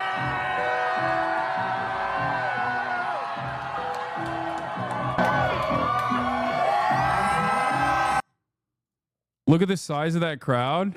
No, this is earlier. This is, wait, is this from yesterday? No, I don't think so. Pleasure to be here tonight in the 100 Club. I want to say, just first of all, I want to thank our label, Heavenly and Jeff. I can imagine oh, thanks very much. The amount of fucking pressure them cunts are under in the last few days. I don't know if you've heard. You won't be getting any headlines off me tonight, you cunts. I promise. We gave him the speech beforehand. I'm allowed one later. There's a lot of police outside this venue tonight.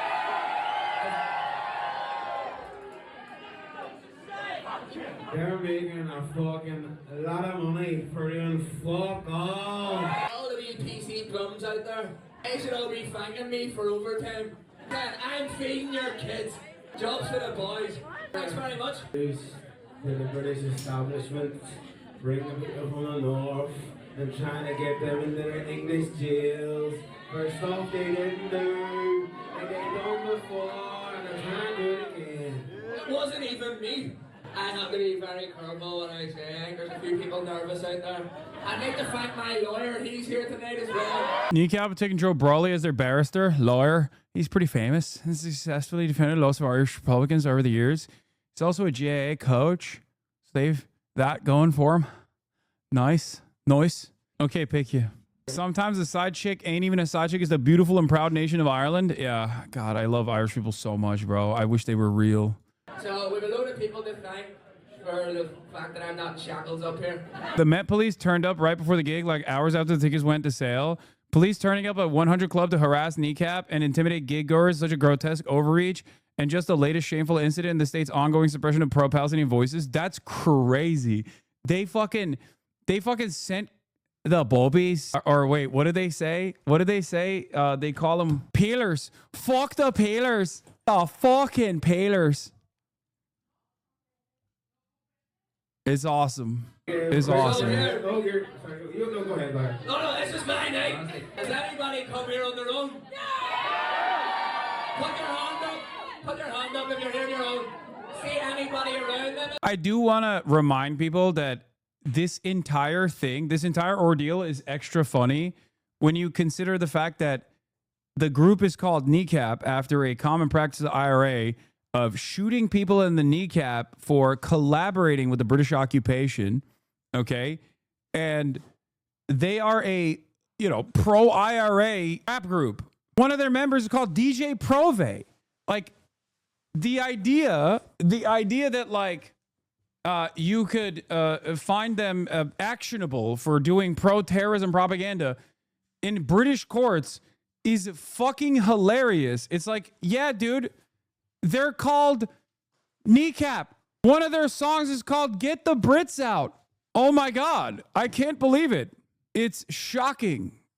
I can't believe these guys shockingly would do something worthy of a counterterrorism investigation. Wow. This is, in a weird way, similar to the way America operates as well, where we place Israel in a separate category and Israel's enemies in a separate category, where if you say fuck America, it's fine. But when you say fuck Israel, people lose their fucking minds. In the United States of America, those very same student protesters would not have been apprehended if they wrote articles about how America has done horrible things. Okay? But when you write about Israel doing horrible crimes, all of a sudden that's prosecutable. Same thing with this Kneecap situation. You say up Hamas or up Hezbollah, it's fine. You can't do that. That's prosecutable. You say up the, and that's, that's a direct call to action, technically, against England. Yeah. Liam from Kneecap is up on a terrorism charge for waving a flag. This tubby demon publicly calls for nuking Gaza and probably get a bonus from AIPAC. Yep. It's true. British press is also continues to insist on using Mo Farah's Anglican name instead of his Irish name, which is easily Googleable. Yeah. They know where the power to change opinion is. Nobody cares about anti-English or anti-American propaganda at the moment. The open propaganda / colonial front is Israel. Yes, exactly. That is exactly what's going on. And The reason why they're taking this kind of action instead of just like letting this go is because they recognize that there is no way to win the propaganda war at this point. That the broad majority of the public, especially this generation, my generation and younger, are completely aware of the depravity of the situation. They're completely aware of Israel's genocidal ambitions. They have seen it. The toothpaste is out of the tube. You can't put it back in. So instead of trying to massage the narrative, trying to contextualize all the violence and trying to defend Israel's actions, which only reinforces in the minds of so many that like this is an unsustainable situation and that it is an undemocratic situation where the governments and the media are not in line with the way the public sees this reality. They are trying to prosecute as many people as they possibly can to try and silence people into submission. That's it. This is just the official channels. The average American holds a lot of latent patriotism. They dislike speaking about the U.S. too poorly. Yeah, but the average American also doesn't see Israel as an extension of American empire. You understand that, right? The average American sees Israel as a foreign nation. And perhaps in a scary way, a lot of Americans also see Israel as, because of that patriotism that you're talking about, they see Israel as the Jewish nation that is getting a bunch of undue influence, okay, overwhelming influence as a Jewish nation, acting in the interest of Jews and doing so by controlling the media and controlling politicians.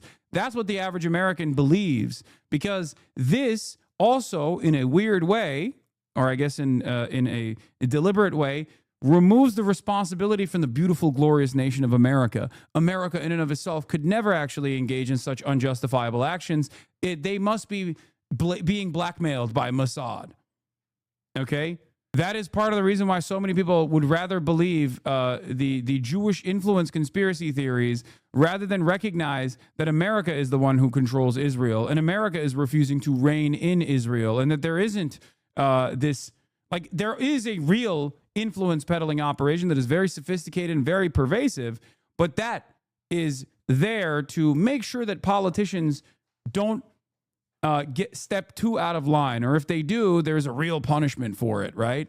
They feel the Judeo-Christian stuff, but they wish Israel did good stuff. They actually know Americans. If what you're saying was true, then there wouldn't be this level of discontent towards Israel's actions, chatter. And because there is this level of discontent towards Israel's actions, there is this level of prosecution towards those who speak out. And the reality of the matter is that only grows more discontent, because as I've said time and time again, Americans are truly selfish people. American individualism, American exceptionalism plays a major role here. And when you're a truly selfish individual, you see Israel as a foreign nation state, and then your free speech or other America's free speech is removed in a way that could hurt you down the line. All of a sudden, you're like, oh, fuck this. It only grows that resentment against Israel. 80% of Germans feel that Israel's actions in Gaza are unjustified. And that's even with a leading question a new poll finds. This is actually interesting, because Germany is like one of the most, like being pro-Israel is basically in the Constitution. Like you have to be, okay? America's a Jewish colony. Yeah, they got banned already. Again, this is a way to abdicate the responsibility of bloodshed away from American empire and American ambition in the region. Okay? Oh, our politician, RFK Jr. would never be pro-Israel unless he was like fucking blackmailed or something, you know? He's based. Same with Trump. He's based. He wants to put America first, not realizing that, yes, from their perspective, putting America first implies that there's a grander design in the region, an oil-rich region, and the most significant role player there is Israel. Letting Israel do death and destruction in an effort to create more regional stability that goes along with American interests is the key here, so that they can convincingly prosecute a war against Iran. The overarching ambition, of course, is obviously to fight China, though. But this region plays a strategic role in service of that interest. Anybody wearing running shoes? I like the fact my manager as well for not running away. Okay, Dan would never run away. Okay, he is the GOAT. I love Dan, for the record. Their manager is a phenomenal person, a truly remarkable individual. Okay. A truly remarkable individual, a man who has worn many hats, a man who has done it all. Okay. When this all started after Coachella, that man has had fucking less sleep than an owl. Seriously, that man has worked tirelessly. Fucking with Dara Mack and his solicitors, like fucking, I'm talking about the 2-3 o'clock every morning while I was in South America swallowing Aperol spritzes, murdering Spanish. You know, man, no seriousness. I think they want to stop what we're doing because they want to suppress protesting. They want to suppress people talking about Palestine. Why would Israel not being an ethno-state affect U.S.'s design in the region? I don't know. Don't you think that a major destabilizing force in the region is the Palestinians, the indigenous population of the land, that actually create a lot of... That actually is a somber reminder to many of the Arabs, especially the Muslim Arabs in the region, of America's continued exploitation of the region and colonial occupation within the region and complete dominance of the region. If you think that the Gulf nation leadership is in line with Israel's interests and America's grand designs, that is true. If you think that the Arab populations are also on board with that, that is entirely untrue. Okay? So as long as the Palestinians exist and as long as there is a Palestinian emancipatory movement, there will always be discontent. And as long as there is someone who is willing to fight back against Israel in the region, as long as that discontent exists, Israel cannot completely dominate the area in accordance with America's grand designs. The streets, but now we've turned music and concerts. That's what I mean. Isn't it better for America to abandon Israel at this point strategically? No. I mean, there is an argument for that, and I totally understand. Okay, but they're too locked in. They're too locked in on this, like on the role Israel plays. Yeah, you never retreat on the empire. Exactly. It's sunk cost for sure. 60,000 plus dead in Gaza right now, and that is the real story. It's not about us. I haven't even mentioned the fact that the reason that we are being witch hunted here is because we at Coachella spoke out about this. The concert in question happened a long time ago. This all came from the fucking story here. They're using us as a scapegoat not to talk about the real fucking issue. Palestine, free, free, Palestine, free, free, Palestine.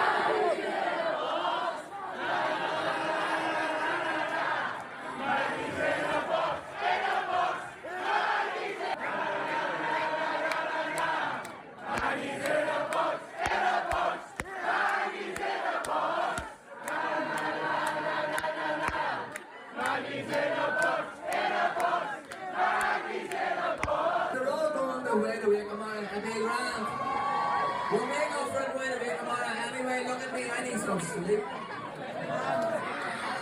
Does anybody got cookies? We know this is like a fucking typical rally. Some vogue on me. We just want to say thank you to all you cons for coming to this day and for supporting us throughout all this shit, because it's without you people we're nothing. Because of you, the West Coast standing there, the West Coast standing free Palestine. Fuck. Also, U.S. is signaling that China and Russia with Gaza, as dark as it is, America is still happy to do horrific war crimes for his interests. Thoughts on this take? Let's see. From Sammy Gold.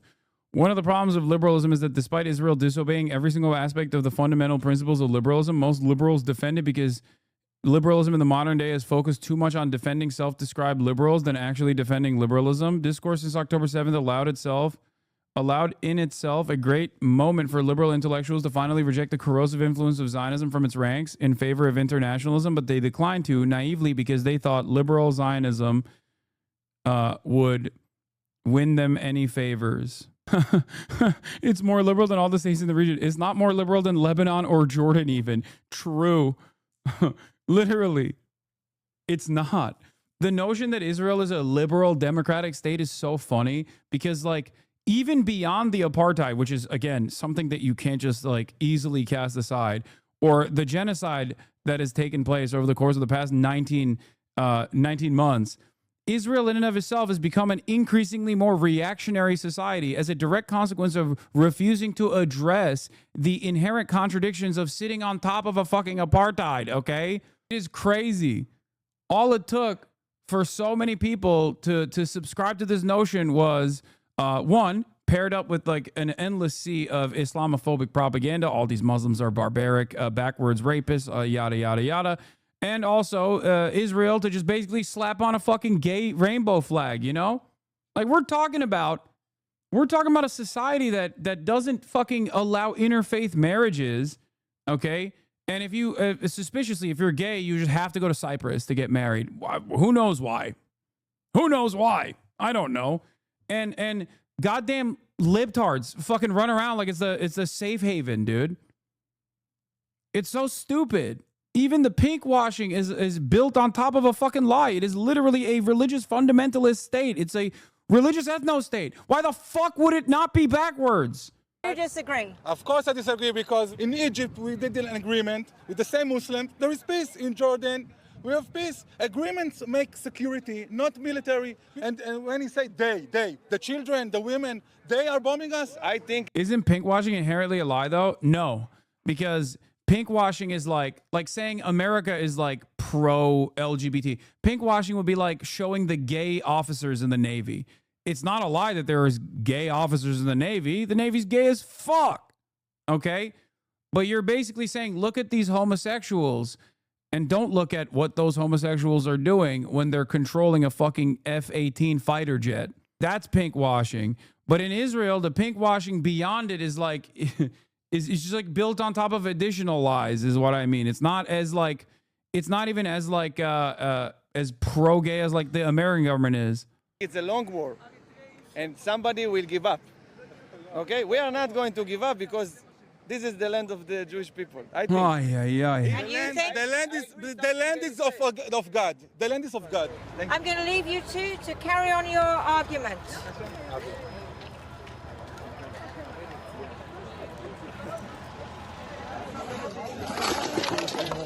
A few miles away in Gaza, they gathered not to protest, but to dig out the dead and injured from the wreckage of a house in Jabalia destroyed by an overnight Israeli airstrike. About 50 people had been sheltering there. A baby and a child were amongst the dead. Neither protests within Israel nor censure from European countries is stopping the Israeli government from continuing their onslaught. People of Gaza do not have the luxury of argument, just the reality of trying to survive. Well, joining me now live from Tel Aviv, the former Israeli Prime Minister Ehud Olmert, who was once in the same party as Benjamin Netanyahu, but is now one of his biggest critics. Thank you for joining us. When we see Israelis accusing their government of war crimes, of genocide, it's a remarkable thing. Do you agree with those people that that's what's going on? Well, I may not use necessarily the same terminology of genocide. I'll be very hesitant, but I mean, Ehud Olmert saying they're war crimes today means that people are going to start saying genocide tomorrow. When you got fucking former prime ministers saying there's war crimes about, it's over. It's in the fucking last stage, okay? That's it. That's it. It's the same principle behind the guy who started the Human Rights Watch, who is a Zionist himself, who is a Holocaust survivor himself, if I'm not mistaken, coming out and initially saying, give him hell, Israel. You have every responsibility to fucking kill as many people as possible post-October 7, only to very quickly turn around and say, holy fuck, this is a genocide. It's over. I'm so sorry. I'm so sorry I said this. The reason why he said that is because the reason why he openly admitted that he thought what Israel's campaign of war post-October 7 was just, and it wasn't a genocide. He said it. This was literally a year and a half ago, by the way, the Human Rights Watch guy. The reason why he changed his attitude was because of the fucking starvation campaign. as soon as that happened, that is like the most definable war crime out there. There is nothing more aggressively a war crime than that, okay? Because weirdly enough, in the field, in the theater of battle, okay, you can still try to use legal limiters to say, well, we have well-defined rules of engagement. Sometimes people, get outside of the confines of those bombing campaigns. It's not really a killing field. We just simply decided that you can kill 20 Palestinian civilians for one person that we have falsely declared an enemy combatant or whatever. Like, these are ways in which you can try to find defenses for your military actions. But when you say you're cutting food, water, electricity to the civilian population that you are holding captive, that's it. I'm not talking about Omer being a Holocaust survivor, dude. No, I'm not talking about this guy. I'm not talking about him. Sounds like you're reaching all the time, Hassan. You're reaching. I'm reaching. Oh. I think being this stupid and having the right to speak should be illegal. I'm gonna be honest with you. If you're this fucking dumb, just shut up. Maybe you'll learn a thing or two, you know? I'm reaching. Motherfucker, the former Israeli prime minister is like, they're doing war crimes. What more do you want to fucking hear? Like, there is no counter argument to Israel's genocide, okay? There is none. They have openly admitted it. Leadership has openly admitted it. They demand more. Reach for a fucking book. Jesus Christ. Damn, this guy's good.